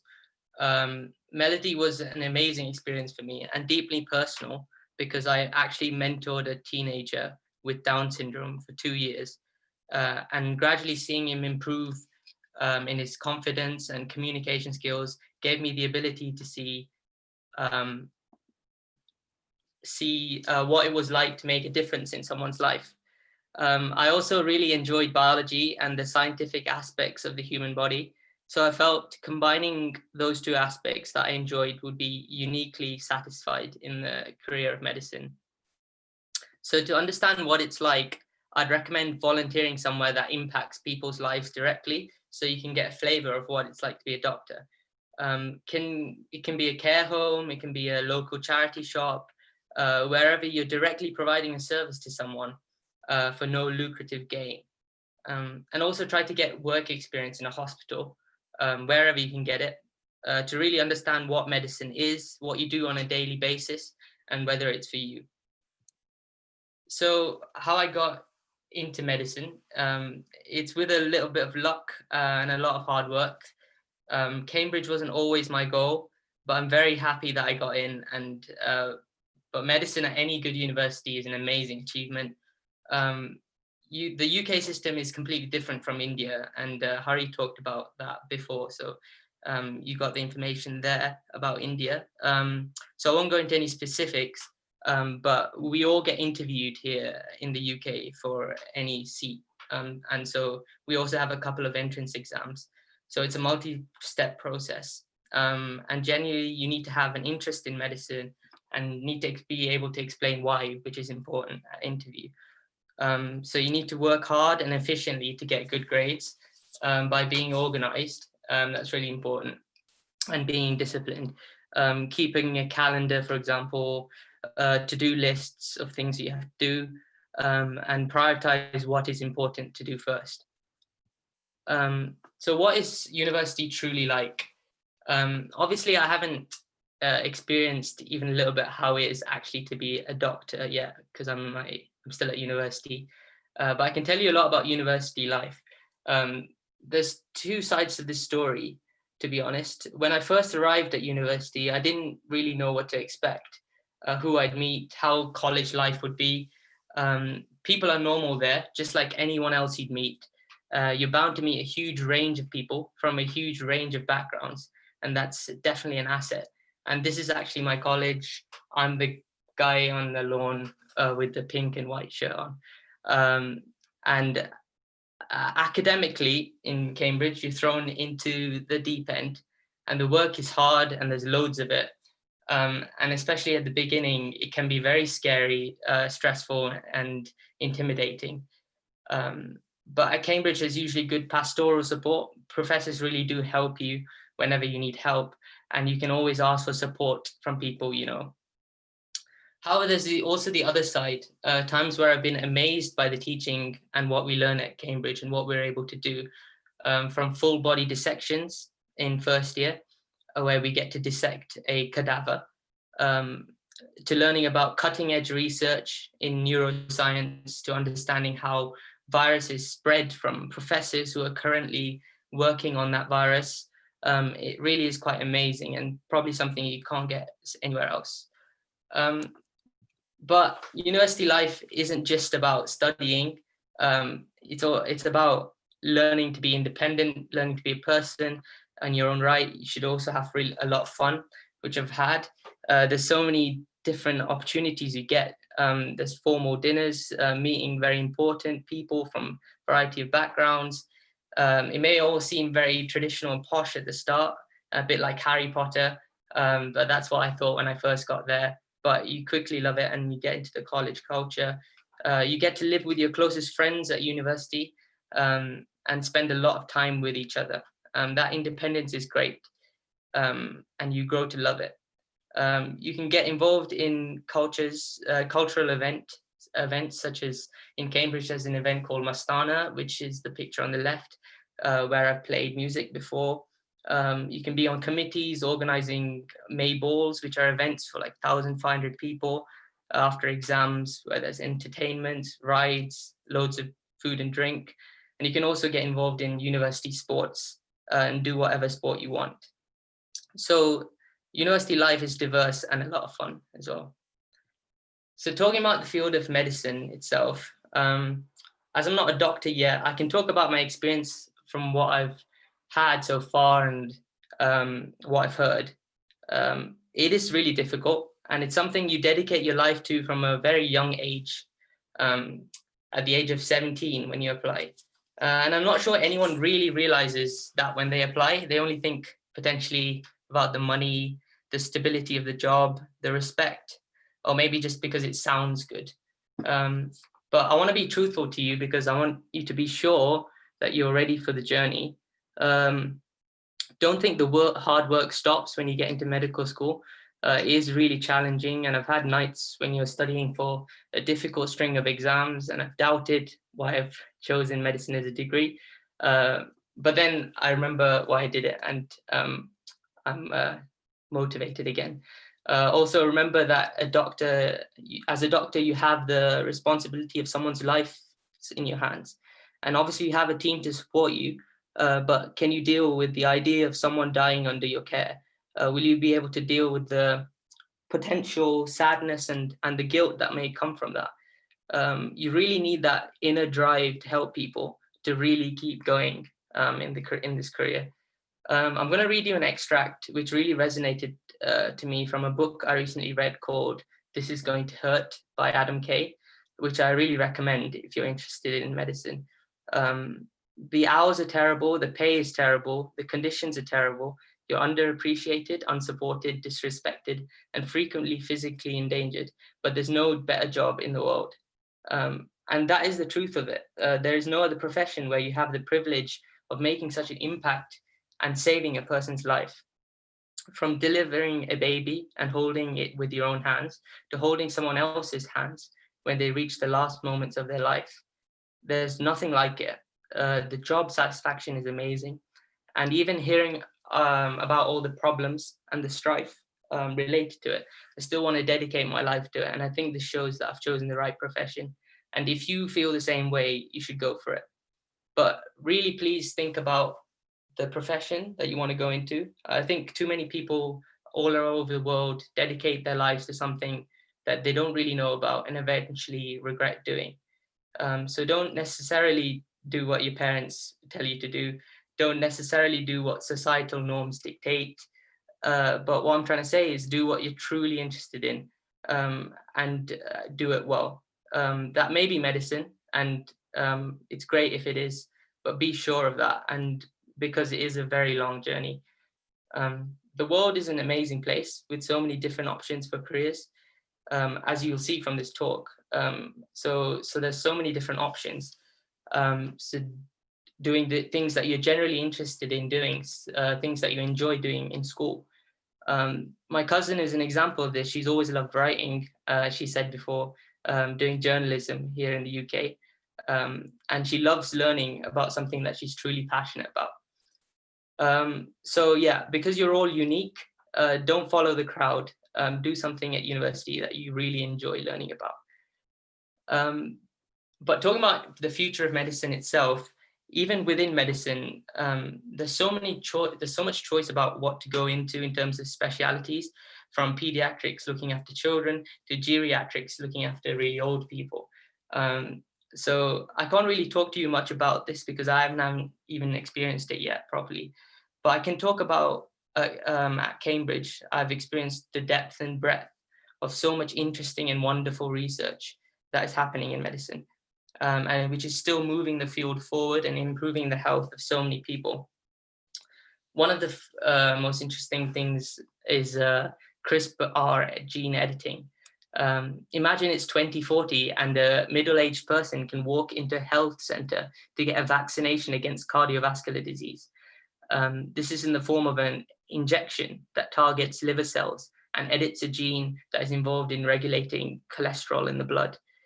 This simple procedure reduces cholesterol levels and decreases the person's risk of a heart attack. Also, there's fighting antibiotic resistance, which is a huge problem.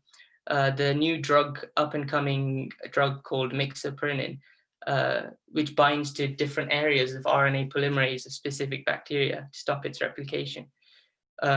Also talking about the importance of the microbiome in our gut, which is the bacteria which lives in our gut, and how it might help infants, how it might avoid, might help treat conditions such as asthma and diabetes in infants. Also improving public health measures is something that's in the future of medicine to prevent disease. Also technologies to overcome the physical effects of stroke and spinal cord injury, where people with paralysis can actually control a robotic exoskeleton with their thoughts and therefore can be able to walk again. And another very important thing is to reduce social barriers to treatment, to provide affordable drugs to people who most need it, especially cancer treatment, which is very expensive. So the future is bright, and hopefully it's something you can all be part of. Thank you for listening. Any questions? Thank you, Dave, for your wonderful presentation.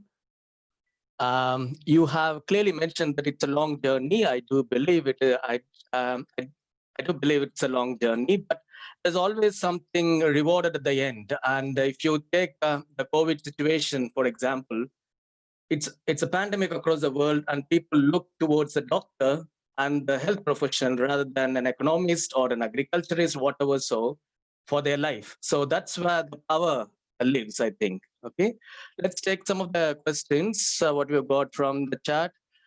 It's Dr. Sundar. I think he knows you well. That was an excellent presentation, knowing you as such a soft-spoken and humble person, which would be the asset to the profession.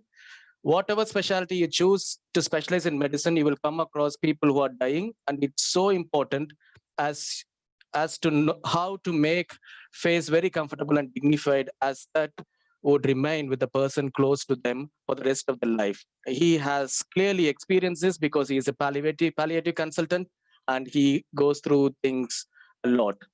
So the question from Dr. Sukumar: job opportunities for paramedical courses in UK. What paramedical courses would you recommend in the UK? So I don't know that much about paramedics, to be honest, but I know there is specific training for paramedics. But apart from that, I'm really sorry, I don't know that much. That's okay. From my knowledge, I think nurses are very much needed in the UK. People, the local people doesn't take nursing as their career for some reason, and they do feel it's quite stressful job. And Shakti, well, are you aware of any other paramedical courses? Yeah, I mean, nursing certainly is the top on the list, but the other one is physiotherapy actually can also do as well. So physiotherapy and other kind of like, pretty much kind of most of the medical specialties, there's always kind of demand. I think nursing and physiotherapy are the two important paramedical courses, I would say. Okay, thank you, Dave, for your wonderful presentation. We'll move on to the next speaker. Thank you.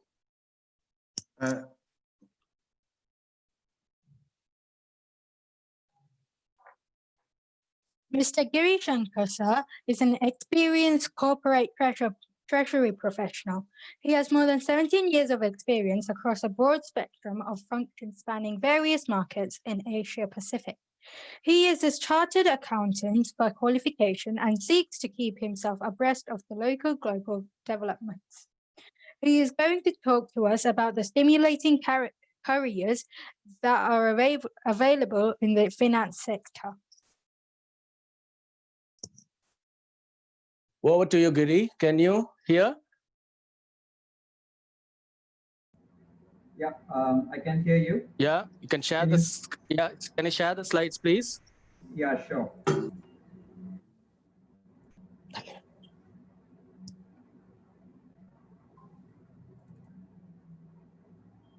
Okay, can you see my screen? Yeah, that's clear. Yeah, go ahead.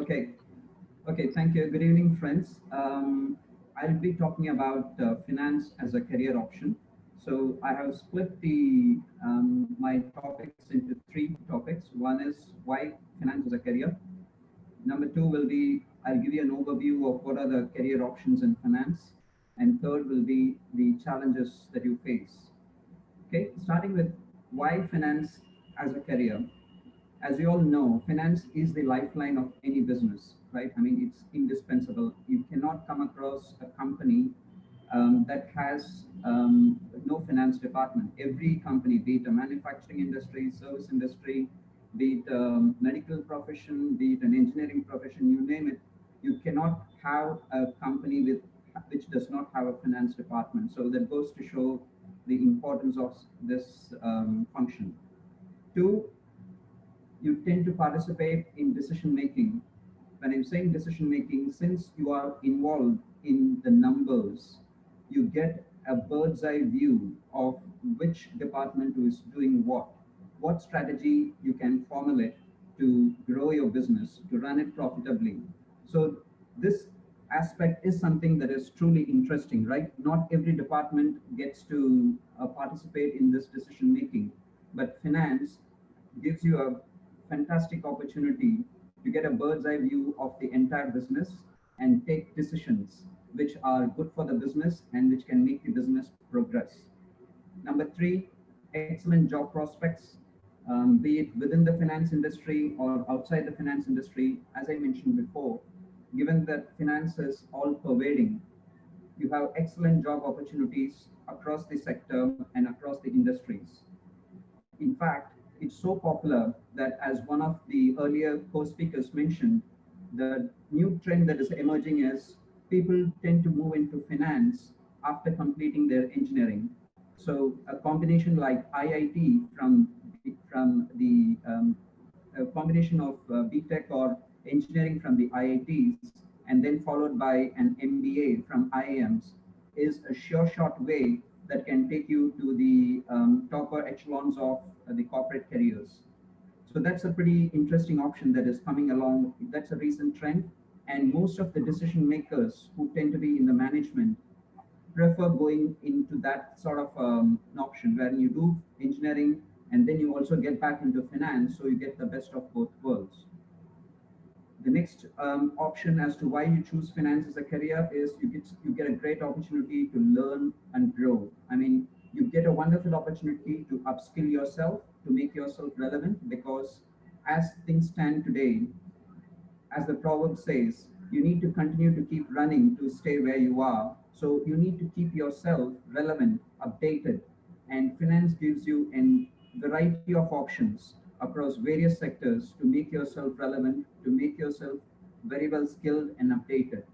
And more importantly, once you get into finance, it helps you mold yourself and your life into something that you wouldn't have expected before you got into finance.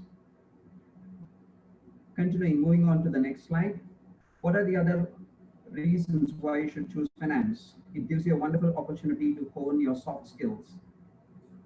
Typically, if previously what we used to see is if you perform well on the job, your promotion is guaranteed.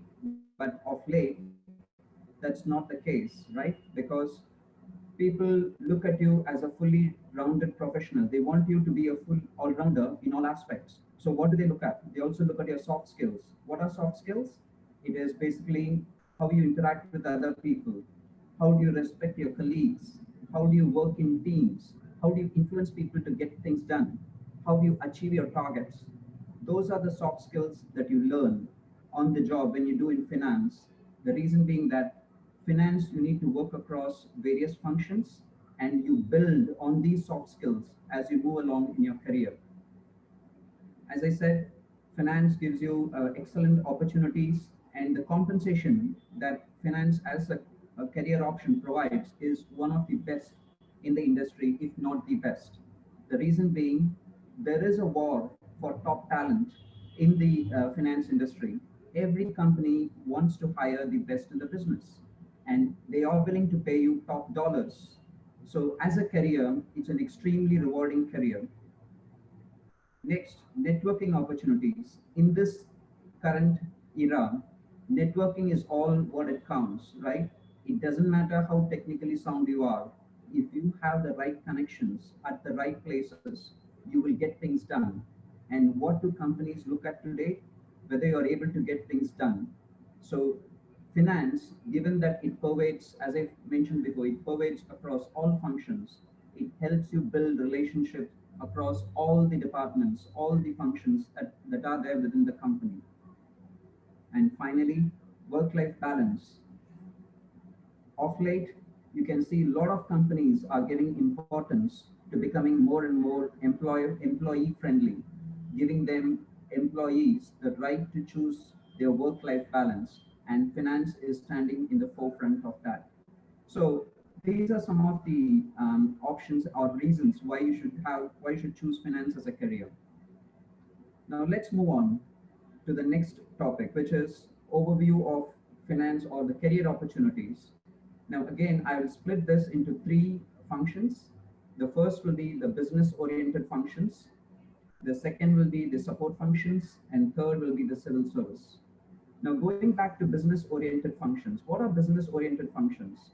Functions that are directly responsible for bringing in revenue for the firm, which directly add to the profits of the firm, are called business-oriented function.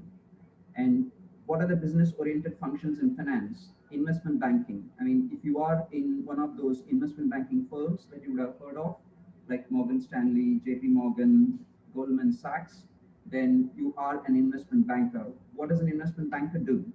He's involved in deal making, evaluating mergers and acquisitions of companies, helping the clients, outside clients, raise capital by way of equity shares or doing research in the equity markets for the companies. Then comes banking. As a banker, what do? You lend money to them, to your clients. You generate revenue, you generate profits for the firm. Or if you want to become a fund manager or in portfolio management, you become a trader, one who buys and sells stocks or bonds day in and day out. You call them as a fund manager. So this is similar to what you see in mutual funds, wherein you park your money and there is a designated fund manager who buys and sells stocks and generates returns for you. Number 4, actuary. What is an actuary? An actuary is a person who assesses the risk involved in every business. He is from the insurance industry, and that is his primary job. Number 5, an analyst.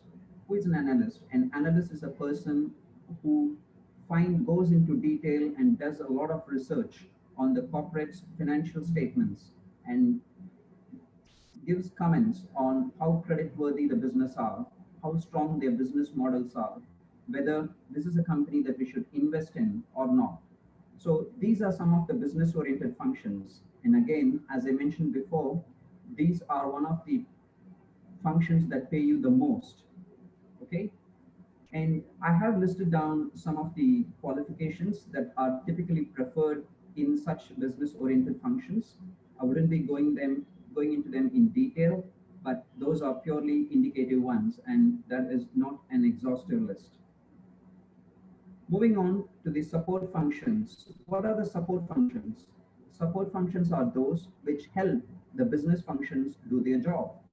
Now, if you are working in an investment banking company where investment banker is the one who generates revenue, and you are in the accountancy function of the company, you are a support function. You are a person who supports his activity.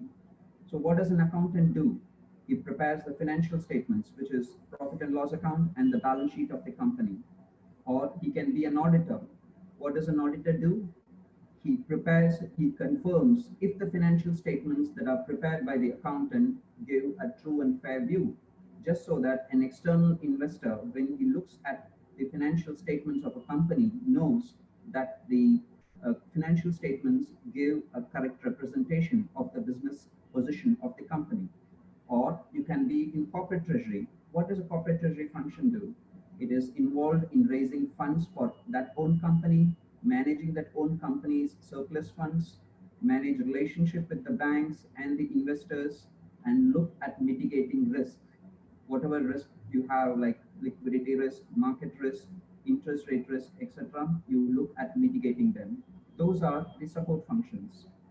And finally is the civil service. And if someone is interested in pursuing civil service as a career, which involves participating in public policy making, then finance is the option. If you want to become an IAS officer who is working in the finance ministry or the revenue department, or if you want to be in the join the Central Board of Direct Taxes, which is the income tax department, or if you want to be working in the Reserve Bank of India, which is involving monetary policy making, then this is the function for it.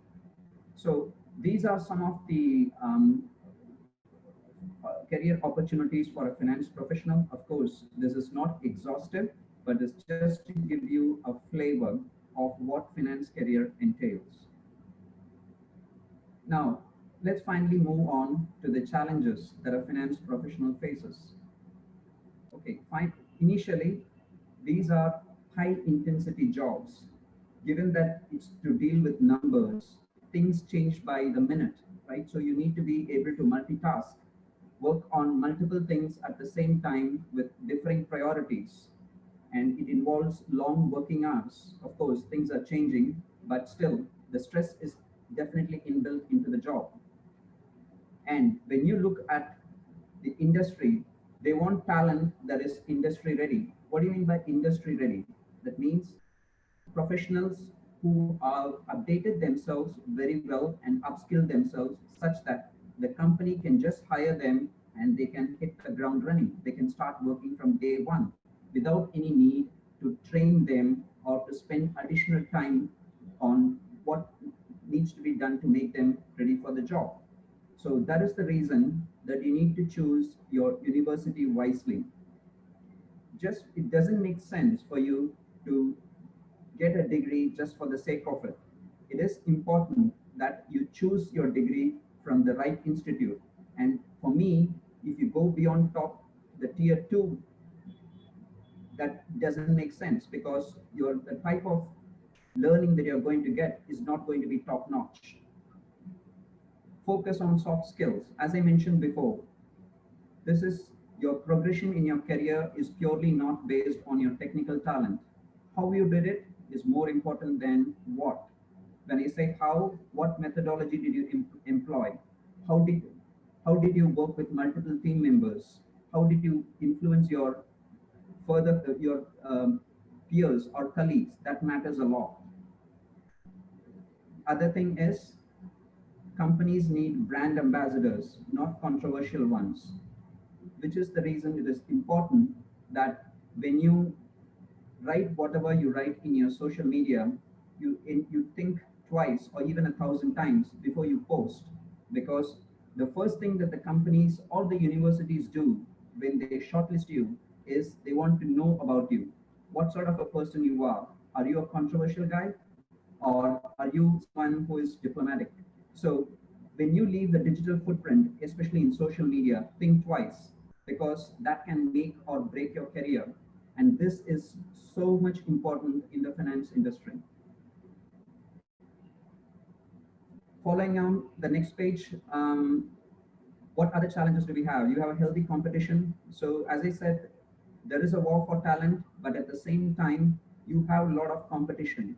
Everyone wants to join the finance sector because it is a well-paying sector. So only the best can survive. And companies are increasingly looking towards all-rounders rather than specialists. Why? Because if one function goes out of date, they can always use this person for another thing if he's a generalist. But unfortunately, if you are a specialist, then it's tough for you to survive. Lack of job security. Gone are the days where you get into a job and feel that your career is done. Now, no job is secure. Now, every role has become sort of, I wouldn't say impermanent, but it's sort of become not secure. That's to do with the changing times, and that is more pronounced in the finance sector.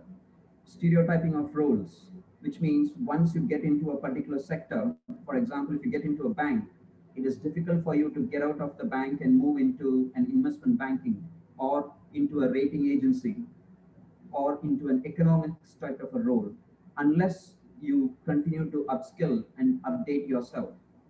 And finally, there is a real preference for people, for postgraduates in the top management, and we have a chicken and egg situation here. Top management prefer postgraduates, and for getting the post-graduation, the institutes prefer someone with working experience after graduation. Having said that, there is always a focus on getting post-graduation after you're done your graduation. So it's important to not stop after you complete your graduation. So with that, I'll just add a couple of things. Sometimes not everyone gets whatever they want in their life, but it is important that whatever you get, you like it and take it from there. Unless and until you love your job, it is not possible for you to progress in life. And I can quote my case itself here. I was a maths and a science student in my 12th exam, in my 12th class, but then for various reasons, I couldn't get in. And thankfully, I registered for my chartered accountancy, which came to my rescue when I couldn't get into engineering. And I had no regrets now. So what I'm trying to say here is, it is important that you should have a plan B even before you apply for your universities. If plan A doesn't work, then switch to plan B and don't have any regrets. You will definitely do well if you continue loving your job. That's it. Thank you. Thank you very much, Giri. That was a excellent presentation. And I do remember in the school days that you were a very good math student. And I think that's one of the reasons why you're enjoying your finance career. Oh yeah, absolutely. Numbers are something that is pretty natural to me. I like numbers, so maybe that's the reason why I like finance. Fantastic. So we'll take some questions from Mr. Prajwal. As you mentioned, engineering and then MBA in finance, what does you think of economics and then MBA in finance? Yeah, definitely it is a good thing, but what I would suggest is once you do economics, you already sort of moving into the economics field, which is more into the public policy making type of a role. You become a chief economist in the government or in the private sector, and then you can still do MBA in finance. That is definitely yes, but then you make yourself unclear to the person who is hiring you, because MBAs are typically in finance, they are more business oriented. They are more, as I said, of the investment bankers and the bankers of the world are the ones who get into MBA. So nothing stops you from doing economics and then doing MBA, but you will open up to that question of the recruiter asking you, these are two different fields. Of course, they are within finance, but these are two different fields. So what is your focus? Why didn't you take MBA? Why did you do economics and then do MBA? But having said that, nothing stops anyone from doing economics and then MBA. Okay, the next question is from Mr. Prakash. Post-COVID, how do you find finance sector will look like? I mean, yeah, that's the flavor of the season, right? As with all sectors, finance is one of the sectors which has been affected the most. Now, automation is going to accelerate. What we thought before, automation is going to accelerate more and more. And you can see that a lot of companies have cut jobs. Now the focus is on a new set of skills. It's no longer the doctor, engineer, lawyer, accountant profession that we had. It's now more to do with artificial intelligence, machine learning, cloud computing, data analytics, and things and so on. So all the manual works will be a thing of the past. As you can see, many companies have started automating things. So that will lead to job losses and pay cuts, which is what is happening in the finance sector and across other industries. So automation is going to accelerate, is my view, after the COVID. And unless and until you keep upskilling yourself, making yourself relevant by taking courses which are in demand, the ones that I just mentioned, I think you will be outdated and people will be in trouble. So that's how I think it's the survival of the fittest is what I would say. Okay, thank you, Giri. I think the next question you've already answered. The lots of software is coming for finance. Do you think will reduce job opportunities in future? Yes, I did say that. Definitely it will. There's going to be a lot of upheaval in finance. Automation is going to be taking place. And as I said, unless and until you update yourself, I think people will find it hard to keep their role. Okay. Thank you very much. That was very useful and informative. Thank you, Giri. We'll move on to the next speaker. Thank you.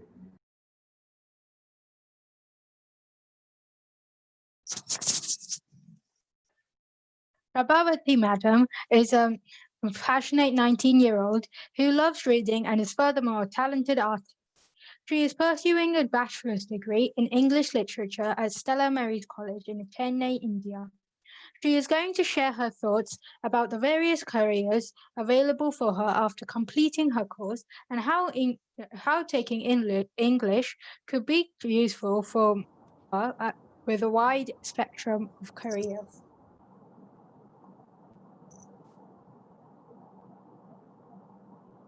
Prabha, it's over to you. Yes, I'm just sharing my screen. Yeah, thank you. Can you see my screen?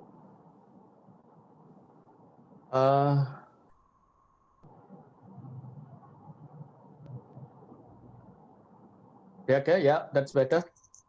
Make it as a slideshow, please. Make it slideshow.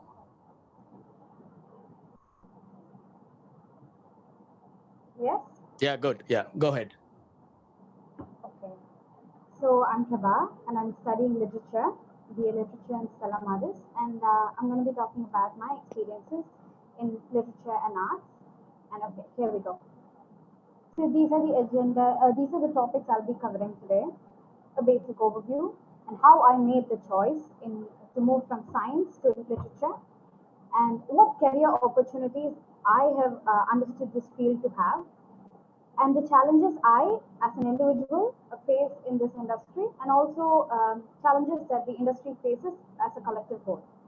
Excuse me, Prabha, can you switch off your video? Your audio might be better with that. Oh, okay. If you turn off your video, please.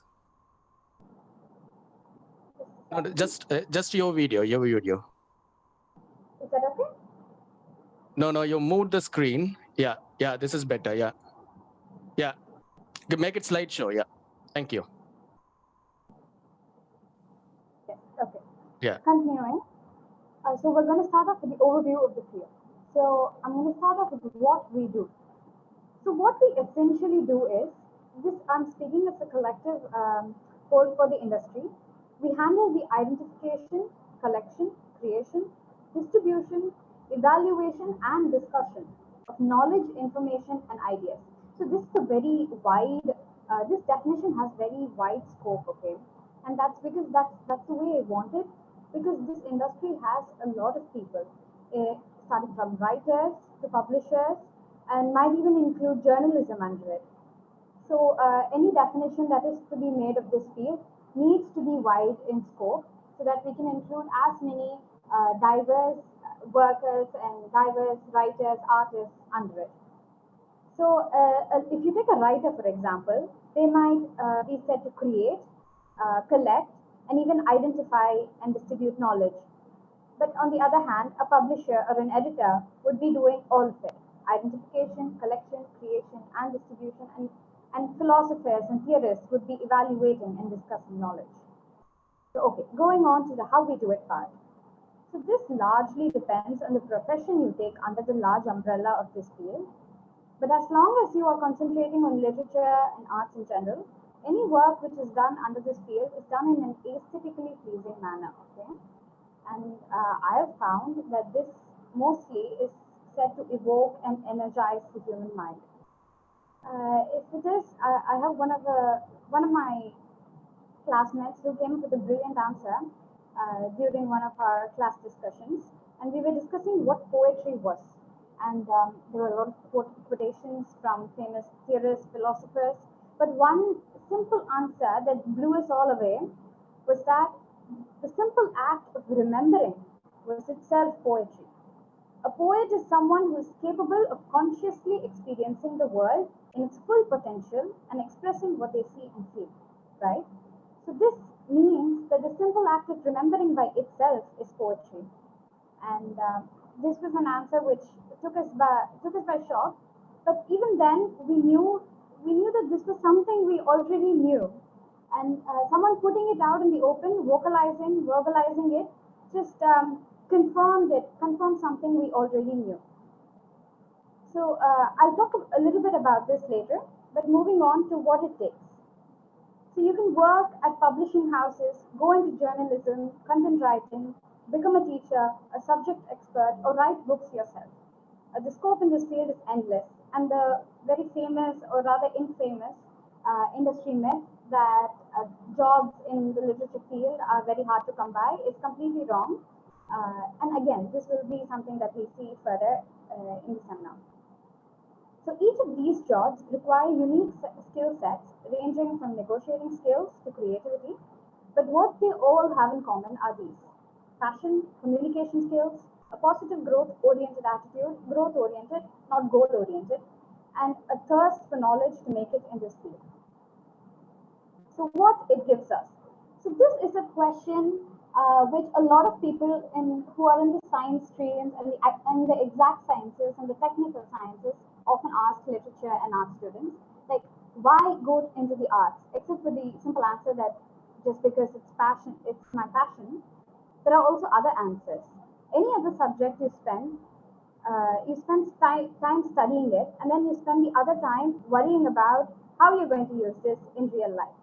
The study of literature, however, does not include these kind of worries, because the study of literature is the study of life itself. When you study a text or read text, it is not confined to just its primary topic, but rather every field of human life is present in it: history, psychology, science, society, and law. And I can say this from experience, because any text we analyze, we have to read a lot of other materials which come under these subgenres, subfields. So, and if you notice, books written by authors who haven't been afraid to be vulnerable, you will often notice a piece of their own soul on paper. So what about this feature is so amazing? I mean, it means different things to different people, but for me, it is a way of feeling like I belong. The struggles and joys that I might face and feel today have been faced by scores of people before me. And they didn't just feel this, they went on to write books about it. That's what's amazing. I mean, here's an exercise. Take the most dramatic moment of your life so far, something so intense that even now you're able to think of it vividly. Now think about whether you can write a book about it. A character or just a character who goes through the same things as you do, but responds to it in a completely different way. You can see this in your your real life, the way you see someone in your family reacting to something, the same thing, completely different from you, and you wonder what makes them act like this, and you can't come up with a possible reason. But what writers are able to do is that they do come up with such reasons, and they make it real enough, and they make these people real enough, even though they're nothing like themselves. So, and like whatever instance you thought of, I can promise that someone has already written a book about this. So that I would say is the best part of this field, and that is what gives, that is the thing I get out of this, and that is why I do this. I don't just get better at some subject or at some career, I get better at life. I understand myself better. Okay, this is about making the choice. I will be talking a little bit about my own personal story here, but like making the choice is a very difficult thing for everyone, not just for me, whether it's from science to the art, or just making a simple decision that you know has so much, that's going to be so final, something that you're going to be doing for the rest of your life. That's definitely something that can be very scary. But for me, this decision has been in the making for almost 14 years. I've loved books since the day I was born. Like my mom keeps telling me of the story where in my childhood I used to ignore people and instead read books. But still, it took me till the end of 12th standard to realize that I wanted to pursue this as a career. In 11th, I had taken a course in science as in physics, chemistry, maths, English, and computer science. So I had taken this course because I wasn't sure whether I wanted to do anything other than this, and I saw this stream as being, very open, and I could change into whatever stream whenever I want if I'm free to make a decision after completing 12. So I go into the stream, and I realize that I'm not made out for it. I don't like it. The teaching it gave a lot of importance on rote learning and marks rather than the subject itself. So I ended up not liking it at all. And by the end of 12, I just knew that this is not something I want to do for the rest of my life. But still, throughout the 2 years, I toiled day and night. I used to wake up at 5, go to bed at 11, because I wanted to get good marks, because I had made a choice. I had made the choice to stay back. I hadn't been brave enough to go into English back then. So I had made the choice, and I wanted to show myself that even though I hated it, I would be able to get good marks in it. So I finished my 12th with 479 out of 500 in the computer science stream, and I decided to go into arts. And this was a decision. I thought I made the decision, and I was very proud. I was like, done. We've done it. The shift has been made. And turns out settling into the arts is a more tougher story than actually making the shift. For starters, the Indian education system is based on rote learning and application, like I said. One of the things I struggled the most was the perspective and the attitude needed to make it in this field. The first semester, things were too easy for me. I got 70-80% marks in exams, and I was happy. In literature, they don't force things upon you. That's something that should be noted about this field. They don't force things upon you. The syllabus is just the starting point, and they may mention this very early. They say this is the syllabus, but this is only a speck of what you can do and what you should be doing if you are to become anything good in this field. So knowledge is put in front of you, and you can either take a bite or shove the whole thing in your face and then pack some extra in Tupperware for the next morning. But in science, you don't see this, right? You have a syllabus, and you've got to be through with that. And you have no idea the whole time how you're going to use this in real life. As I mentioned in the beginning, I will repeat it at the possibility of being redundant. But yeah, literature is a product of life. M.H. Abrahams wrote a book called The Mirror and the Lamp, in which he discusses how literature and art is usually thought of from two angles. So either literature is thought of as a mirror reflecting the real world, whereas for the other group, writing was more like a lamp. The light of the writer's inner soul spilled out to illuminate the world.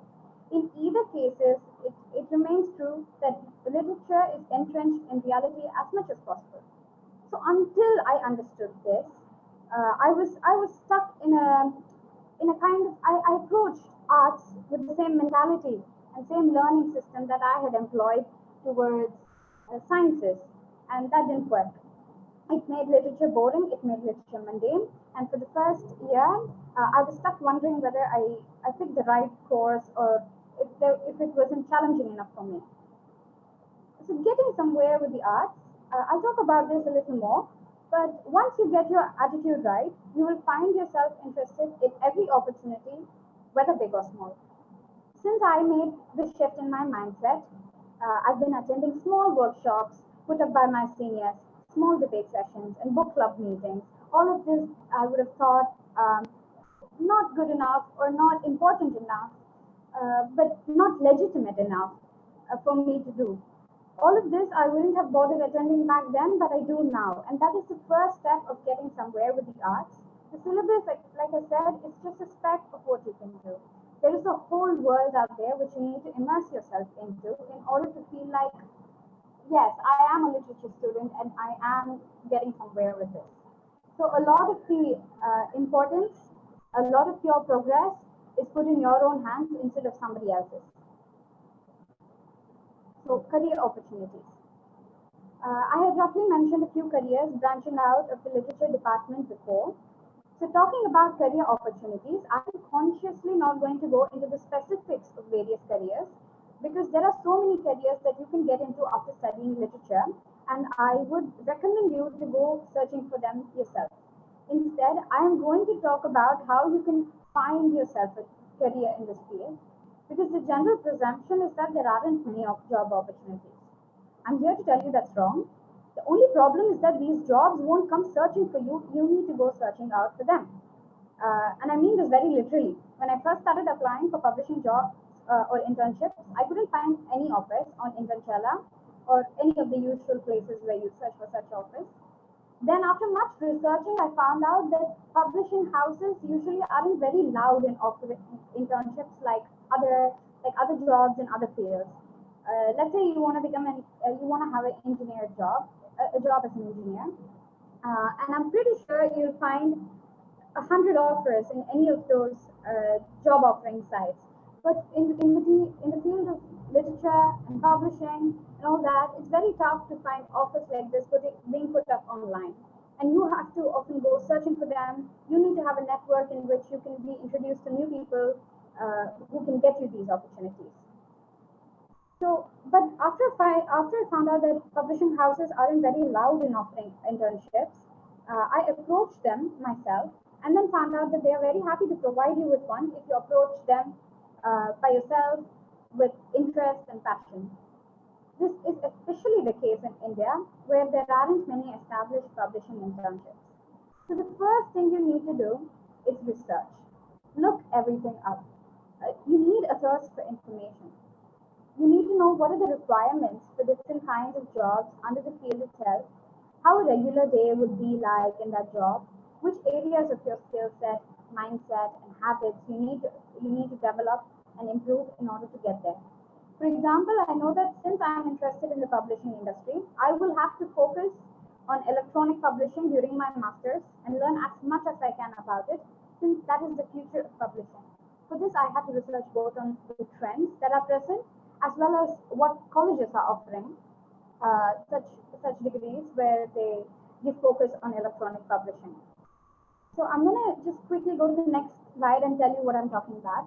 This is a clipping from the website study.com, and this is what this is the page I took a look at before deciding, before research. I basically took a look at this page for research. And if you can see, look under the school selection criteria, and you will see that in the third point, schools located in or near major publishing centers such as New York City might offer more opportunities for practical study and internships. This is a very important thing if you are going into the publishing line, and I'll tell you why. Take, for instance, India. When I started applying for internships, publishing internships, I realized that most of the publishing centers are located in Mumbai or Delhi. Of course, there are branches all over the country, but the editing part of it is done in the main centers, the headquarters, which is almost always located in New Delhi or Mumbai. So me being in Chennai, which is very far from Delhi and Mumbai, I couldn't go for physical internships, and I had to settle for a virtual one with an international company. But yeah, so if you are going to, since I know about this now, when I apply for my master's, I will have the knowledge to apply for those which are located in major publishing hubs, so that I can get an internship side by side along with my college degree. So the second one is forming a network through which you can get first-hand knowledge. My first internship, the one I got when I had no experience beforehand, was through a family friend. And even then, even afterwards, by talking to friends with similar interests, I've gotten to know so much knowledge about the industry and the work that they do, without having to make mistakes and learning from them myself. And getting to know how people currently in the field got there is another wonderful way to acclimatize yourself with the industry, the trends, etc. So read books about people like these who have already done what you want to do before you. I've been reading Stephen King's memoir on writing, and this is one such example. He talks about how he worked shifts in an industrial area, scrapping together money for his family, and he finds time to write during his breaks in dingy corners. So he started sending out his stories to magazines from a very young age, and he talks very humbly about all of this. He gets rejected countless times. He keeps on doing it until he clicks.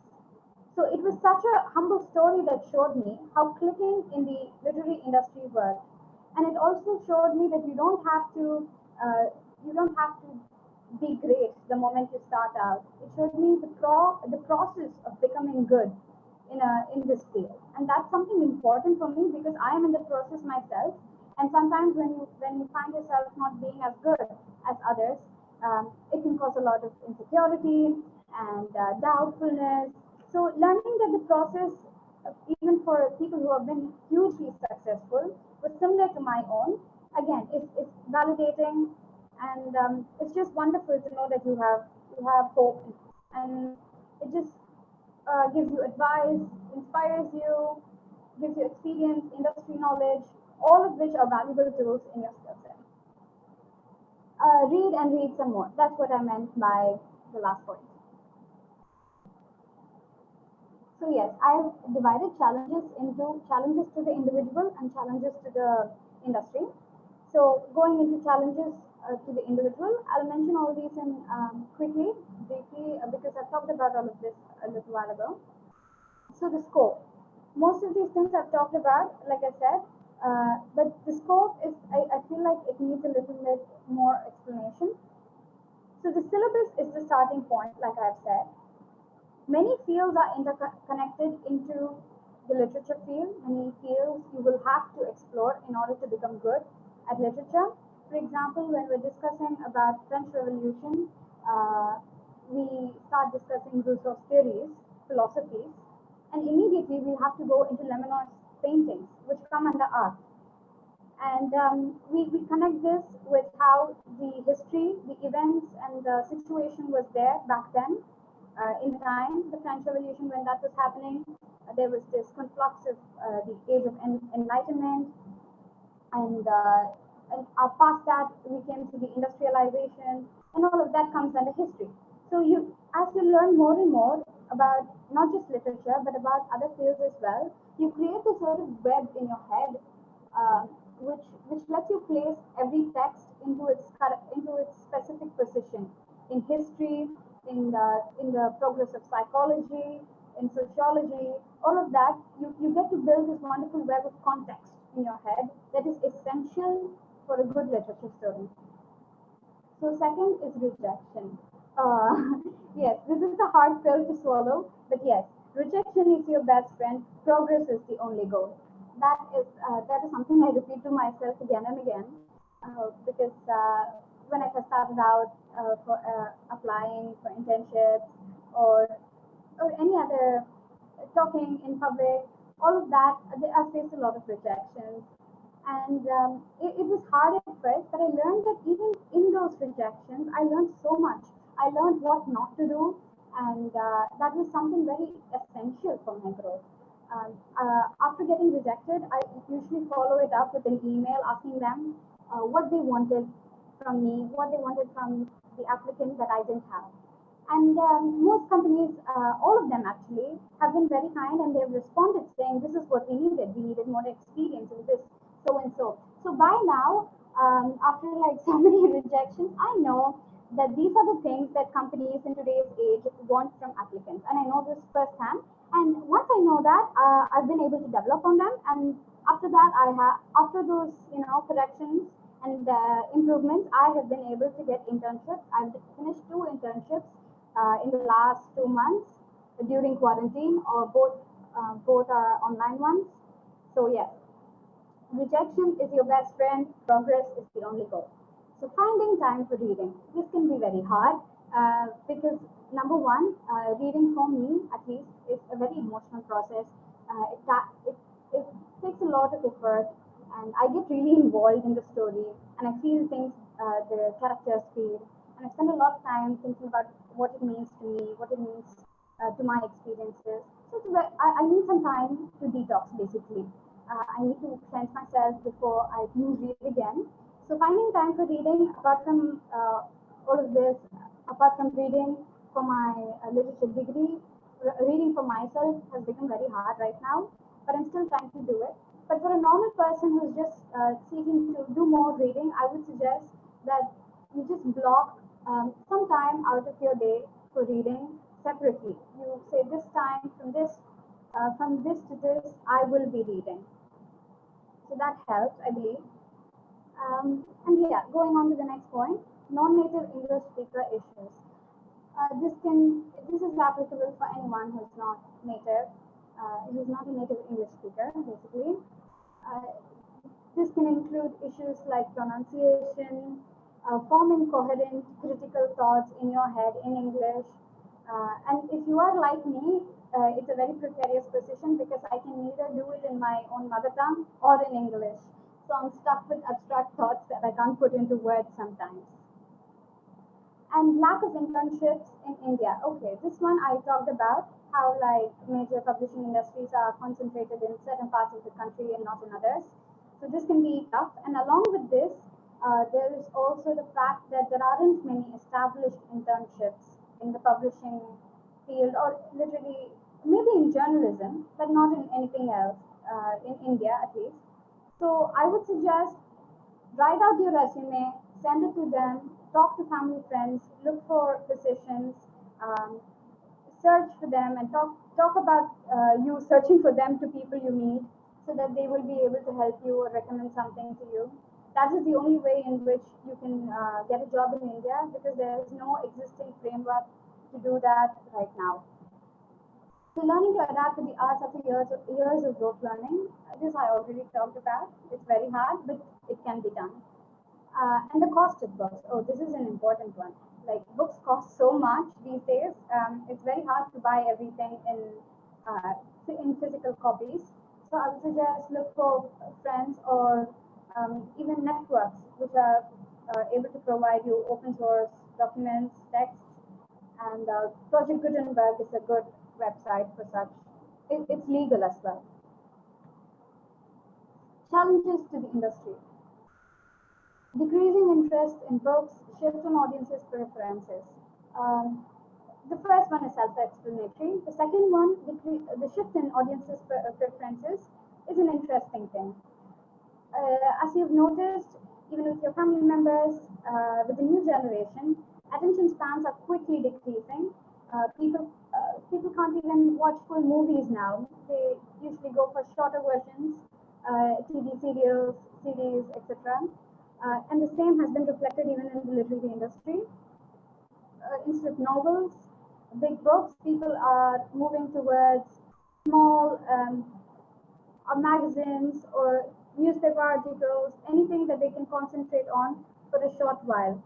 And what's interesting is that the novel started out in this way. We are slowly regressing back into the 18th century, because the novel started out as small episodical series which used to come out every week. An example is Joseph and Steele's periodicals, which came out in the 1780s, sometime like that. And basically, people used to consume it in large amounts. And once this craze went out, it was all combined into a big book, and thus the novel began. So what we can see is we're slowly going back to the 18th century, at least in the literary preferences of the current times. So adapting to technology. Adapting to technology, like I said, the cost of books and also for environmental concerns, we've been moving on to ebooks, audiobooks, etc. And this has been helpful to a lot of people who have small attention spans, and also for people who have challenges, physical disabilities, etc. So in a way it's good, but also it's been proved that reading ebooks can be less beneficial because you remember less and you read slower. So yes, that is an industrial challenge.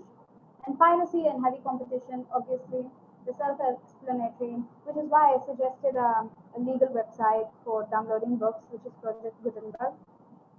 And heavy competition in the sense that there are also a lot of writers, and as well as there are a lot of publishing houses coming up. Is there a problem? No, carry on. Yeah, it's time is running out, please. Yeah. Oh, okay. That's it. I'm done. Okay, thank you. Okay, yeah. Thanks, Prabha, for your wonderful presentation. It clearly shows how you young generation are very talented. And there is one comment from Dr. Sundar. Your speech was excellent, and with such high scores in secondary school, you could have walked into any university. Still, you chose to do literature. That clearly shows your passion, and that one needs to chase your dream rather than yielding to peer pressure. That is a wonderful example you have given us. Thank you very much for your wonderful presentation. Thank you. We'll move on to the next speaker.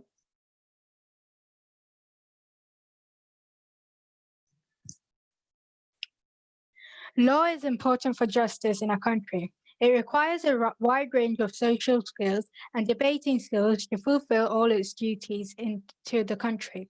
Mr. Shakti sir is a successful advocate in the High Court of Chennai, India. He is furthermore the correspondent of Gandhi International School at Tiruvannamalai district, India. He is going to tell us how he helps the country by demonstrating justice and maintaining peace within communities.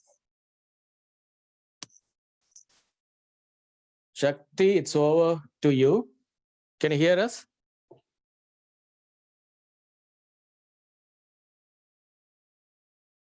Shakti?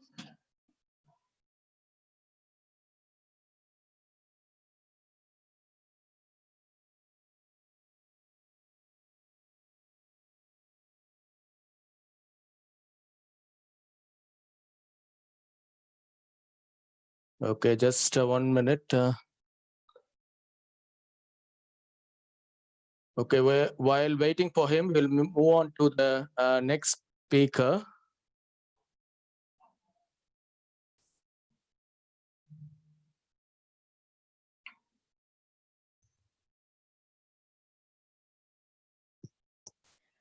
Palanayappan Arunachalam sir studies electrical and computer science engineering at the world-renowned Berkeley University of California, located in the USA.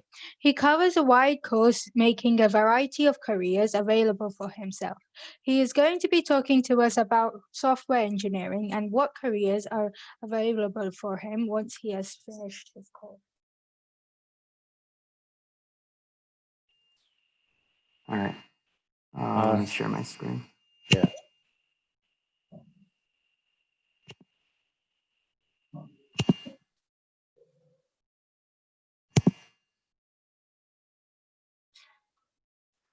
All right, so my name is Pal Arunachalam, or Palanayappan Arunachalam, and I'm currently a student at the University of California at Berkeley. This is near like Silicon Valley, and there's a lot of tech going on there. So I'm studying electrical engineering and computer science. And currently I'm working as a software engineering intern at Amazon. And in the future, so currently I'm still in college, but I plan to work in the tech industry. While this might not necessarily be as an engineer, that's currently what I'm doing right now. So first I want to talk about like why the tech industry. So I think tech is the future.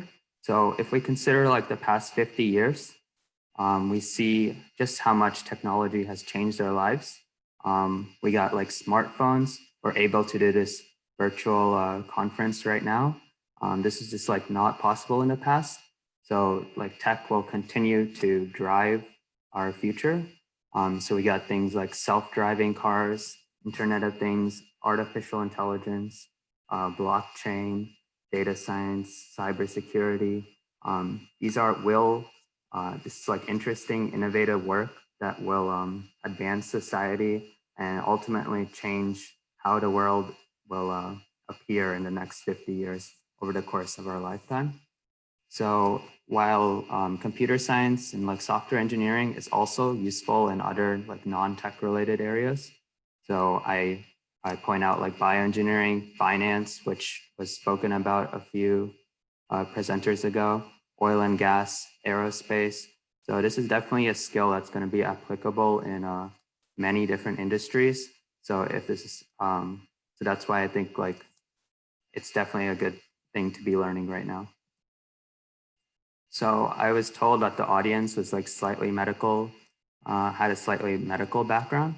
So I wanted to divulge into something called biomedical engineering. So this is like a sort of related field, but it's like the intersection of medicine and engineering. So the reason I'm talking about this is because I actually started my college experience as a bioengineering major. But basically there's like a wide range of fields related to biomedical engineering where like medical devices, prosthetics, imaging. So there's a lot of cool things you can be doing even if you don't want to, if you want to go into medicine, but you don't necessarily want to be a doctor and see patients and do that traditional route. There's still like technology aspects that are like innovating. And I really think that biomedical engineering will be a really big thing in about 20 or so years. It's currently very big and growing. So definitely something to look into and something that I have some experience with based on my past experience as well. So one of the questions I had when I was trying to pick out what job I wanted to do or what major to study was, how would I know if I'd be good at a job if I've never tried it before? So I decided to point out some signs that you might be a good software engineer or engineer in general. And this is a good exercise to do regardless of what job you're looking into. If you want to be a lawyer, what are some signs that you might be a good lawyer? And just like try to think that through before you decide to pick a job just based on like salary or something. So some signs that you might be a good software engineer are like logical and rational thinking, problem solving, an ability to use resources to learn information that you don't know. So technology is constantly advancing, and even like the best engineers don't know all of the possible information. The best doctors don't know all the possible information. You have to be able to learn and adapt even after you went into industry. And specifically for software engineering, I think an understanding of coding is somewhat important. And I think the most important thing is you need to have an interest in technology. So if you really like computers, you really like machine learning, stuff like that, then it's definitely something that you should consider. And in order to determine if software engineering is for you, I think you should talk to other people who do it. For example, myself, and this is like true for all jobs. And so definitely networking and talking to other people is a great way to learn whether or not something is right for you. You can try learning a coding language. So my recommendation is Java or Python. And I gave a link to like the resource that I think is valuable. And you can try like different logic problems. So try to develop problem solving.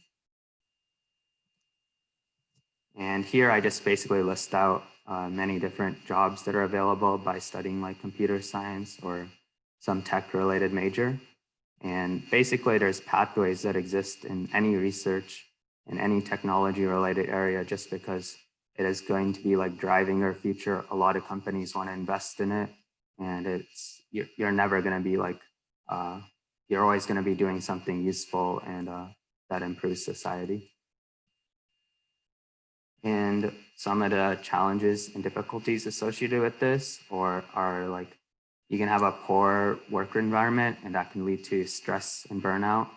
I think this is true for most jobs, but basically if you don't select a job, like don't try to select a job that you won't like doing. So if you enjoy doing something, then you're less likely to have a lot of stress and burnout related to it just because spending time on it won't be as like intensive, I suppose. And in the US, the tech industry has a lot of jobs and opportunities and it's very high paying. I cannot entirely speak to like India and the UK, but this is just based off my experience. And if the tech industry is something you're considering, then you should definitely look into that more on your end. And here I basically listed out some traditional career progression. This is also applicable to a lot of different fields where you start as an entry level and then you can move into more technical related stuff, or you can move into management, or you can go all the way to business side and get an MBA, which is what some of the other presenters were referring to. And basically there's a lot of different pathways and you're not really like limiting yourself. So I think that's something that I really wanted to stress just because a lot of students might not know exactly what they want to do in life. And by choosing something like software engineering, you're not like limiting your scope and you always have opportunities. So I guess I'll stop it there for questions.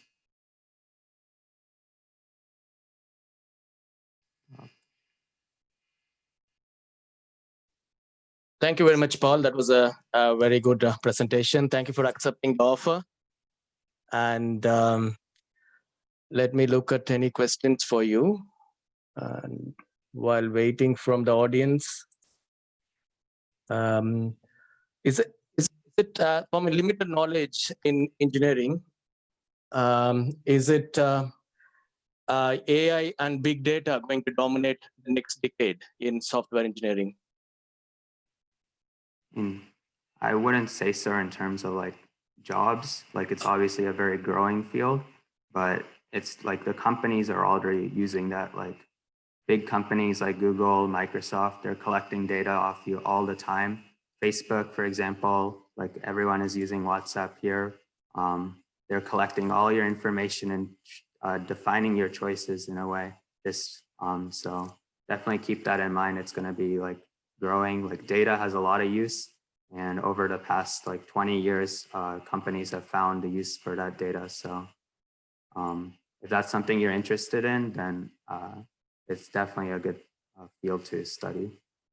Okay, great. Thank you very much. That was a very useful and informative presentation.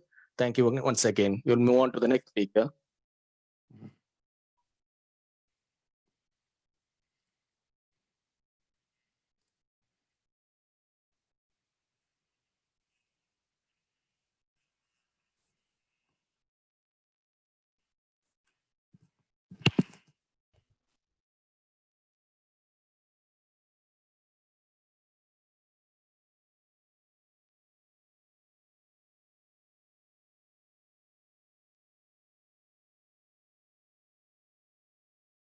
Okay, I'm going to do a short talk. I am Dr. Basil Subarayan. I'm a pediatric endocrinologist at Leicester, UK. This talk is, although a generic talk, quite different from my profession. I still chose to talk to summarize the points of the excellent speakers so far, mainly with as a pediatrician as a career where we read and where we experience looking after children, and as a parent, this is how the talk is going to be based at. Why this career talk?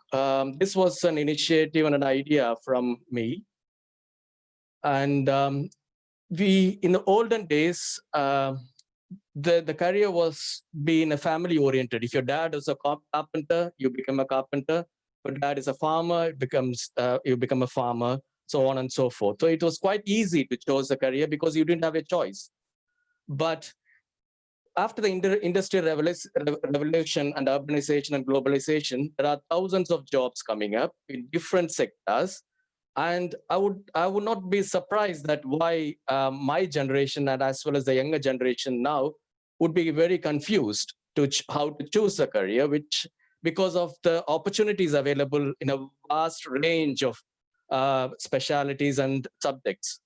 So that is why I thought this could be very useful and informative. And if you, as a student, if you have a passion, follow it. It will reward you. Whatever subjects you like, you choose the subjects, and there are multiple careers or different variety of careers in that area which you can then choose to.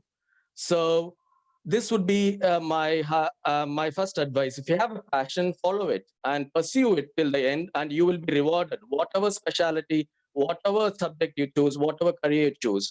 When you choose a career, you need to love the job, because once you go into work, for example, if you finish your graduation and your studies at 25, you'll be working till 65 or 70. So it'll be another 45 to 50 years. You will be working in the same job, or you can change it if you want. But most of us do stick on to the same job, and it's everyday work. So you need to love the job if you want to enjoy it. Of course, you need to make some money. You need money to feed. You need to money to live, and you need to money to have your family. So that is very important, and the job should earn you. But the big question is how much you need to have to lead a happy life. That's a big question. And once you find the job, you need to also look at, is there a purpose for doing the job? That will help you to make you interested to do the job more and more. For me as a doctor, the purpose of my job is I feel very satisfied when I see sick children coming with an anxious parents in the hospital. I treat them and they go home smiling. That's the purpose, that I make a difference. I bring the smile to the children and the family. That's the purpose of my job, and I feel very satisfied. And that's drive me to do the job for the next 40, 50 years. So we all need to choose a job to the ultimate aim to be happy in life. So you might come and ask me, if I chose a job which I love, which I can make money and find a purpose, will you guarantee happiness in life? But this is not that easy.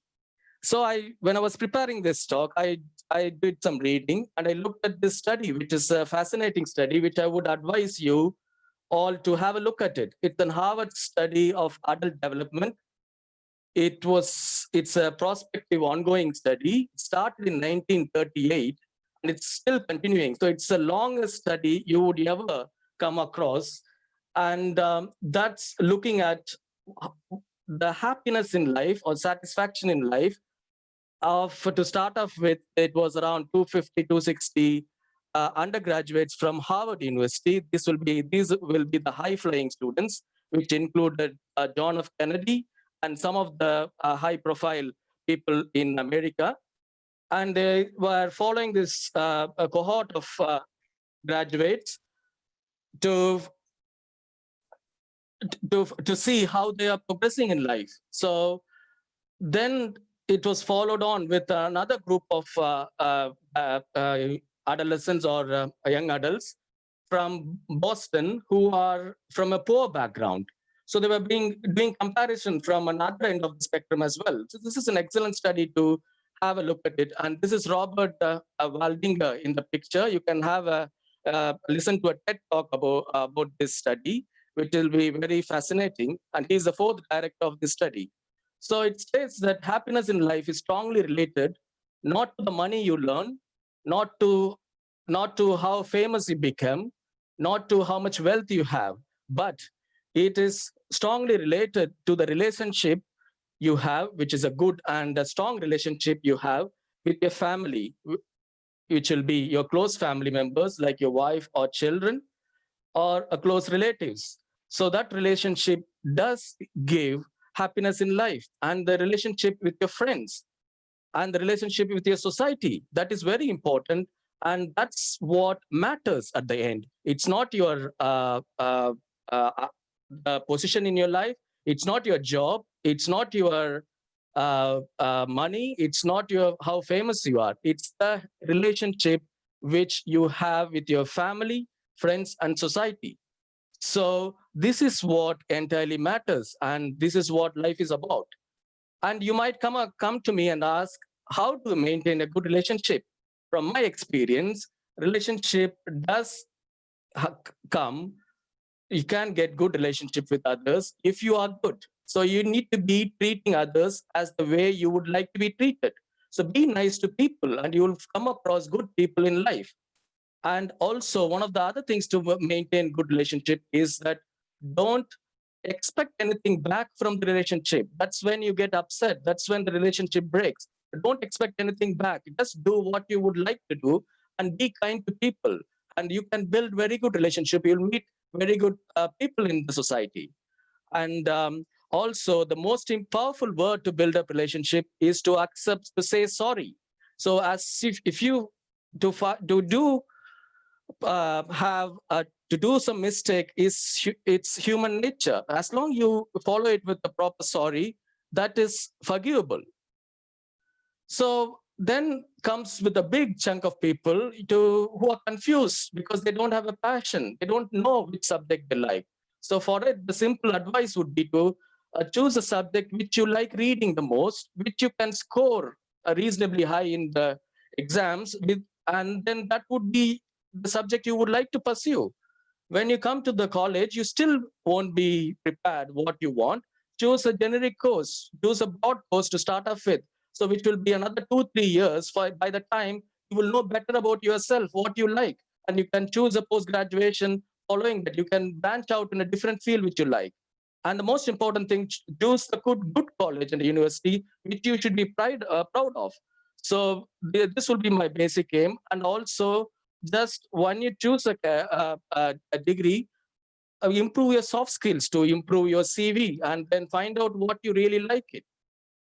So other piece of information is meet people in different careers, talk to them, find out what they are doing, what exciting stuff they are doing. See, try to imagine, try to dream whether that profession will choose you, and explore different jobs and browse the internet. There are lots of information in the internet which you can read.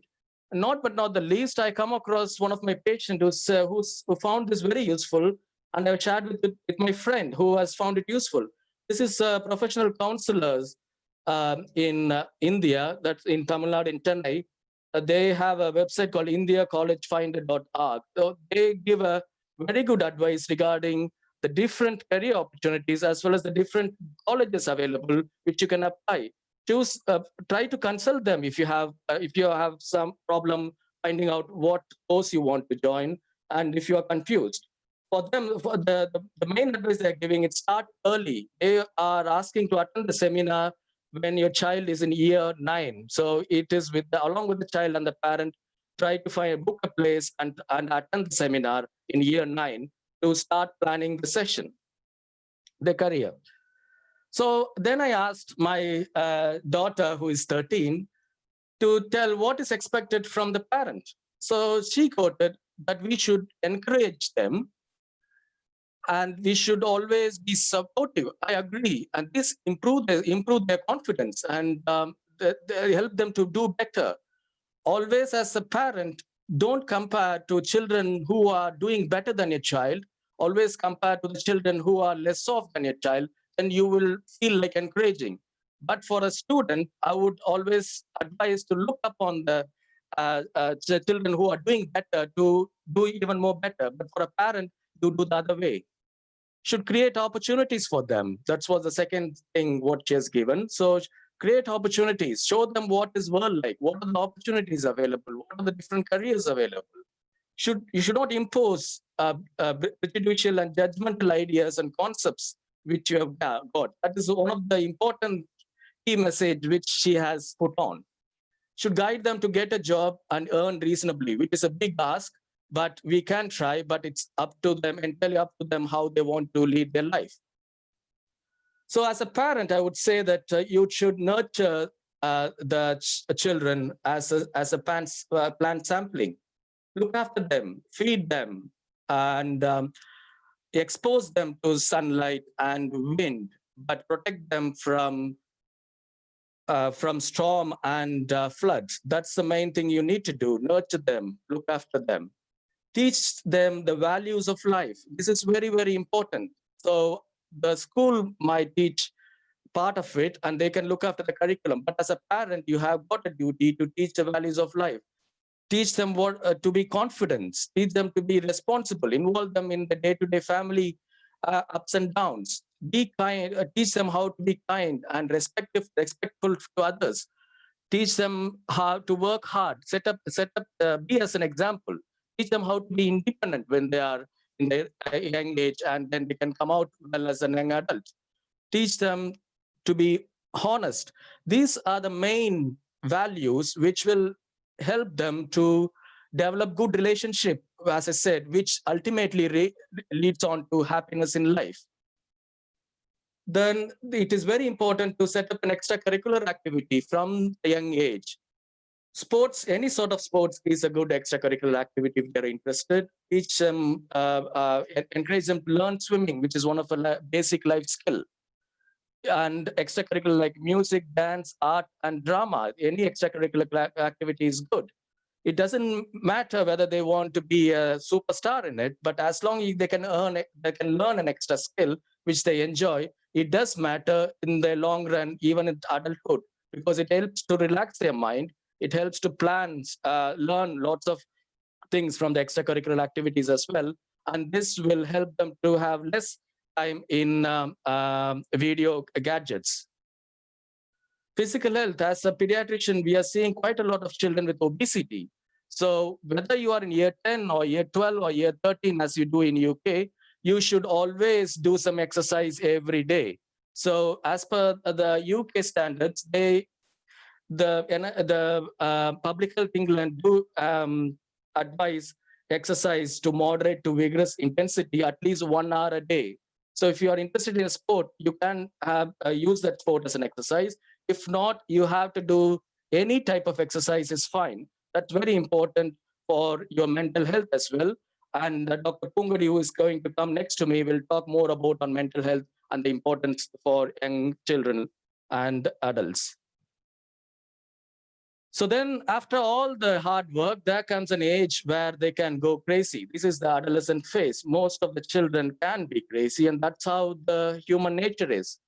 As a parent, you should be relaxed. And I do love this famous comedian quote, aha. So keep calm. Don't get wound up by them. They will try to wind you up to make you crazy as well, because they are crazy. Don't get wound up. Stay calm. They will get better. It might be a few months or a few years' time. So the next is a very good video, which I come across. I would like to play. Let's see whether this can be shared.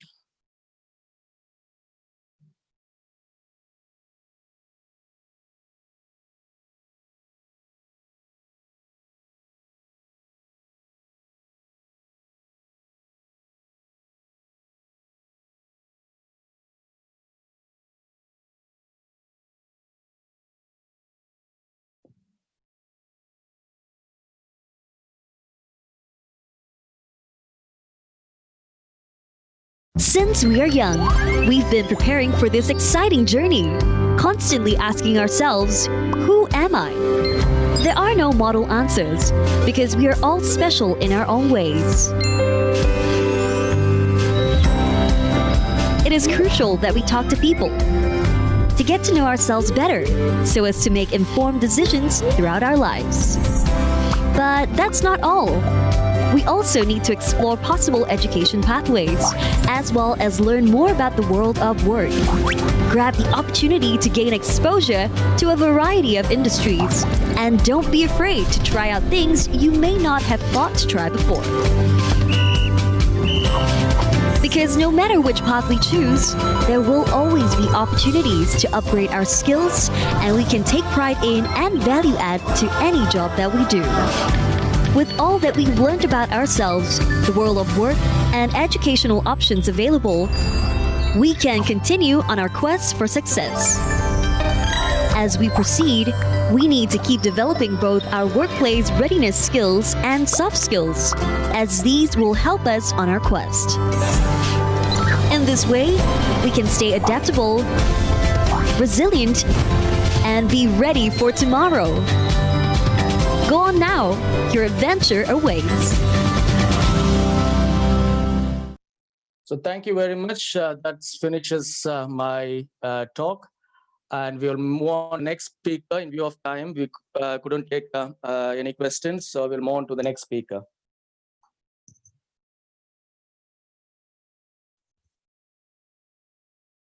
Dr. Punguri Bala, madam, is a leading consultant child and adolescent psychiatrist in Chennai, India. She trained in the UK and has a vast experience in dealing with children and families with difficulties.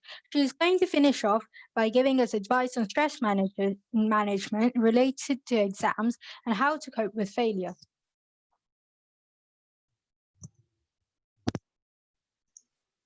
Thank you, Pritika. Just I'm trying to share my slide.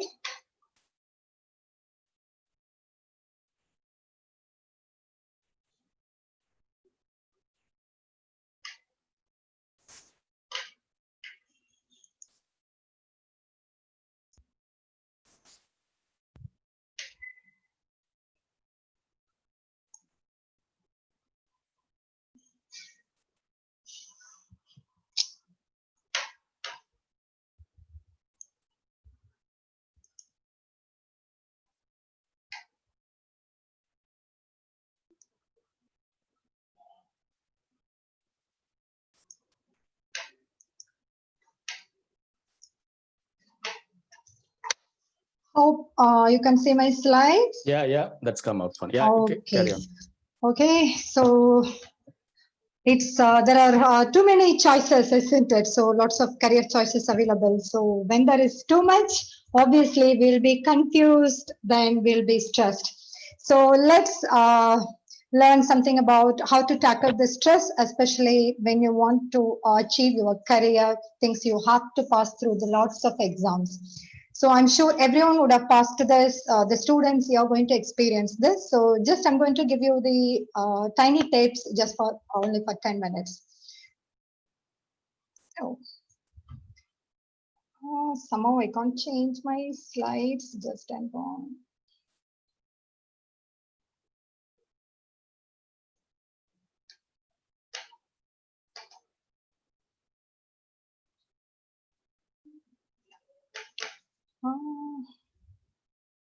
Anbu. Hello. Somehow I couldn't share my slide. Just I can't move to the next one. Use the arrow key. Arrow key. Arrow. Wait.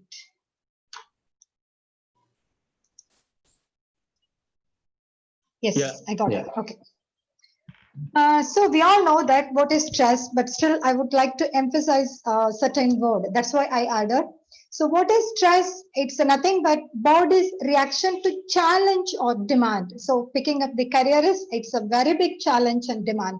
Then it's always related with our thoughts and worries. Is it good or bad? But some way it is good, isn't it? Because if you have an exam tomorrow, you should be stressed a little bit because it makes you alert and it makes you to do the hard work. Like you all heard about this flight and fright response. So somehow little bit of stress is helpful. But when it is going beyond that particular limit, it's bad. So you all know that how do you feel stress, isn't it? Because I can't sleep, keep forgetting everything and all those things, blah, blah. So I can move on to the next one. So the first things, when you recognize I'm feeling stressed, then we need to try to find out the causes. The mainly, obviously, you all know that the pressure is getting from, okay, I have to achieve this good marks or grade. Then maybe most of the stress are coming from high expectation of the parents as well. Then obviously, you know that if you want to achieve, this is quite going to be a very competitive thing. Then obviously, if you compare with others, it increases the stress. And also, we all have the fear of rejection, isn't it? What if I fail an exam? What if I don't get into that particular grade or marks? So just a few general tips to manage the stress. I think most of the previous speakers have discussed about that, how well you have to prepare over the years or something. So the better planning definitely will reduce your stress. Then I'm sure some of you heard about this SMART goal. So when you try to plan for your goal, it should be a SMART goal. What a SMART goal means, it should be a specific one, like this month exam or whatever, I'm going to get 80 marks, something like that. Maybe measurable. How do you measure? That's the marks. When you write an exam, definitely you will get a mark that is measurable. Then attainable, of course. Initially, if you're getting at 80 marks, suddenly you can't aim to get 100 within a month. Maybe from 80 to 85, attainable. The relevant, obviously, getting high marks is relevant. Then time-based, yes, within that particular time, I'm going to achieve this mark. So when you set up a goal, even for study plan and everything, please remember this SMART goal. Then other thing is the sleep, because in my clinical practice as a child and adolescent psychiatrist, I always notice that the youngsters, even the teenagers or the working people, they feel like I don't sleep, I'm wasting my time in sleeping. Please don't do that, because that's the nature. If you are not sleeping well, you are breaking up the nature, so it affects your concentration and memory power. Maybe 1 day or 2 days, if you have to fill up with your demand, like I have to study or I have to finish this project, that is okay to work throughout the night. But if you have the habit of regularly going to bed late, then you're not sleeping, definitely it's going to impact on your mental health and physical health, moreover the concentration. Then, and also try to give some rewards for your achievement, because sometimes we always focus on the negative. Like if you get like 90% marks in 4 subjects, but if you get just 85 in 1 subject, we will forget that 4 subjects we achieved well. Then we just focus on that another one, the one you got the less marks. So always try to remember just to think about your achievement as well, just to make sure at least these 4 subjects I have improved. So well done for me. So you need to give some rewards for yourself. Then another most important thing is don't distract yourself. Nowadays, the gadgets, it is the biggest enemy for both parents as well as the adolescents. Like if you're planning for study, please make sure you will not keep up your mobile phone nearby you, because you can check up the WhatsApp even if you have asked doubt, but please leave it outside of the study room. Then you can check up the WhatsApp or whatever the things, maybe once a day after finishing that your regular schedule. So please avoid this distraction. Then, and also avoid talking to negative people, because if you speak with your peers group, some people they'll be positive, some people they always talk about the negative. No, you won't get it, you will fail. So if you feel stressed about when someone is talking about something, better to avoid talking with them. Then if you are stressed, obviously you have to speak to someone, most of the time parents or the peer groups or the teachers. Then another thing is, if you are having the sequence of exam, please avoid doing the post-mortem of the exam. What does it mean? Like after finishing one subject, next day you may have another exam, but still you're thinking about the previous exam. Please don't do that. But if you want to reflect, how did you do? Maybe you can do it at the end of all the exams finished. Maybe you can do it. So just to reduce the stress, the first thing you need to do, you should not compare with others. Maybe you can go back home and think about it. Why I'm getting this stress? Most of the time you will always compare with others. That's why you're getting stressed. But sometimes if you don't compare with someone, we don't progress, isn't it? So you have to compare with yourself. Okay, last time what was my mark or what was my grade? So last time this is what I did it. So I need to improve myself. So you always have to compare with yourself. The next one, expectation. If we have the high expectation, obviously we are going to have lots of stress. So you always think about the possible outcome because you know that over the years you're preparing, there are lots of exams, mock exams are there, how much you're getting, you know that. So you just prepare for the outcome. At the nearly end of the exam, like for example, not end of the exam, just before the exam, obviously everyone will be stressed. But why we are stressing that? Because you don't worry about this worst case scenario. So what do? You can discuss with your parents that, okay, if I don't get that particular grade or particular mark or particular college or university, what would happen? So please think about it, but it doesn't mean that you can think about it from the beginning of your planning itself. Don't do that. That affects your hard work. Maybe nearby exam, if you are feeling stressed, you can just think about it once. Okay, what could be the worst case scenario? Maybe I may get it this time. So if I don't get it, maybe I should have some second option. So just be prepared for the second option. Then obviously you can reduce your stress. Then another one is the negative thoughts. Remember, the thoughts, negative thoughts, these are your thoughts, not fact. There is a difference between thoughts and fact. If the thought is making you feel upset, that is negative thoughts. If the thought is making you happy, that is positive thoughts. So if you worry that, oh, I don't get that university or that grade, so obviously it makes you feel stressed. But remember, you're not given that exam. So it's only your thought until you get the results. Don't worry about it. Then why do we fear about failure? Because no one has said that it's okay to fail, isn't it? Just remember, has anybody told you that it's okay to fail? Even no one has told me when I was a child it's okay to fail. But now I'm saying that it's okay to fail. Why? You all know that Dr. Abdul Kalam, maybe some of you may know about his story. The first time he wanted to be a pilot. So he went to the interview to Dehradun. If he would have got the first 8th rank, he would have got the pilot training. But he got only the 9th rank. So just within 1 mark, he missed that his first aim or first his whatever he wanted to get it. So he was so upset because he missed within 1 rank, isn't it? So he went to the ashramam nearby. Then he met someone. That person said that if you can't get something means you're born to do other things. Remember, because maybe if he would have got that pilot training, maybe he wouldn't have become this great leader for us, or he wouldn't have become a chief for ISRO, isn't it? Because initially he didn't get that pilot training. So finally he applied to some defense space service. So then he was working with repairing aircraft and all. Then finally his work got impressed by some other seniors. Then finally he was moved to ISRO. So just don't worry if you don't get an first option. Don't worry, you may maybe the better option is waiting for you. And also, even I never thought about that. I would have become the child psychiatrist. Maybe I wanted to be a doctor, but when I was 50, but I never thought that I would have become a psychiatrist. But still, life will take you to some experience, then you will change your mind. But I'm happy about myself. So this is what we need. So the accepting failure is you just understand and accept it.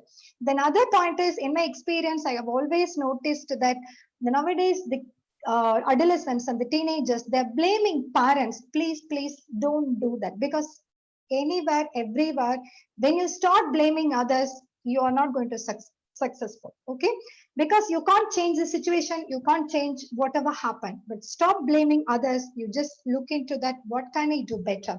Then definitely you will achieve some success. Okay. Okay, you have done everything, doctor. Yes, I did it everything, but still the next day I'm having an interview or I'm having an exam, but still I couldn't sleep.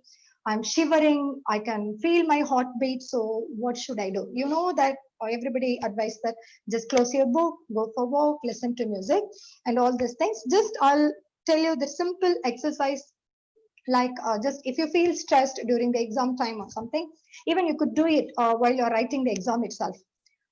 Just sit, relax, just close your eyes, then think about your body parts from head and toe. The first, think about your head, then take breath deep in, out. Then think about your forehead, then breath in, then breath out.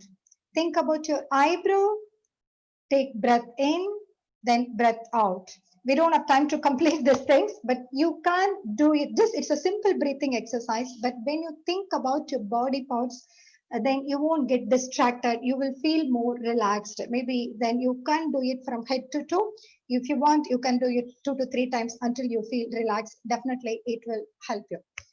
Then what is the concept of managing stress? First thing is you need to identify the triggering factor. Then think, is it controllable by you or not? Then if it is controllable, focus on controllable situation. For example, during the mock exam, you have not got good marks, you are not happy about that, then think about it, whether did you waste the time or you have not planned it well. So that's controllable. So the next time you plan well, then you just study more time, then you will be fine.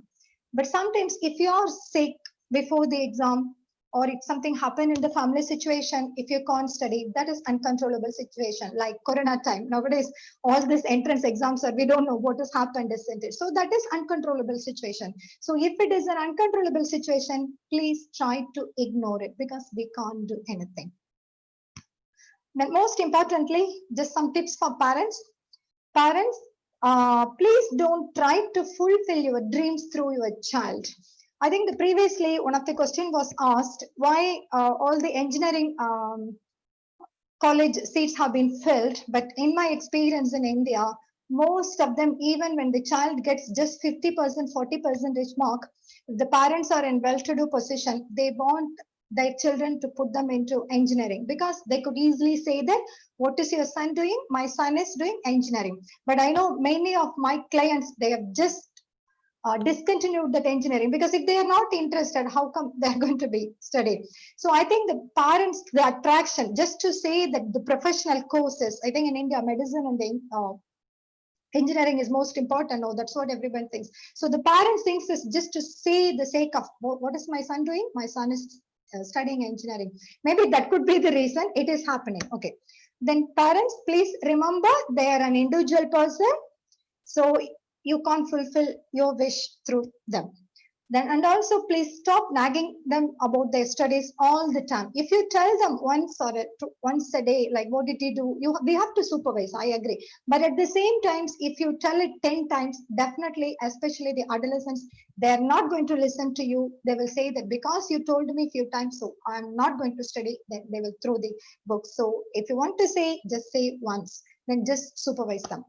Then another thing is, obviously, don't compare your child with anyone. Then focus on their strength rather than weakness, especially when the exam is coming nearby. So you can't go and say that, oh, that's the reason I have told you, you should have started preparation in the beginning. No point of talking when there is an exam next week. So you just say some positive words. Just say that I'm here for you. Try your best. It's okay. So just accept them who they are. Just a take-home message, just remember this mnemonic RAIN. So what is you have to recognize your emotion. Okay, I'm feeling a bit different. What is it? It is stress. Then accept that experience. Yes, we have to agree that I'm stressed. It doesn't mean that, okay, I'm brave, I won't get stressed. No, if anybody is saying that, that's a lie. So just recognize your emotion, then accept that experience. Then I is investigate the emotion, which means why I'm feeling like this, what happened to me. So try to find out the triggering factors. Then N is the non-identification. That means you're not your thoughts. Like my thought is, oh, am I going to fail? Even your exam is in 2 months time. Oh, if I miss this entrance exam, or if I don't get into the placement for this particular university or college, what would happen? Please don't go into the thoughts. Just try your best. Do your best. Forget the rest. Please don't stress. Thank you. Thank you, Dr. Pungudi. That was a very useful talk. And mainly, it's a very important topic where lots of children and their family do go to difficult stress, particularly in this era. What are the commonest patients or the complaints you get, and what age group they are regarding stress and failure management in India? Okay, to be honest, the stress comes from the high school. because until primary school, I think some of the parents are spoon feeding and they are able to do it.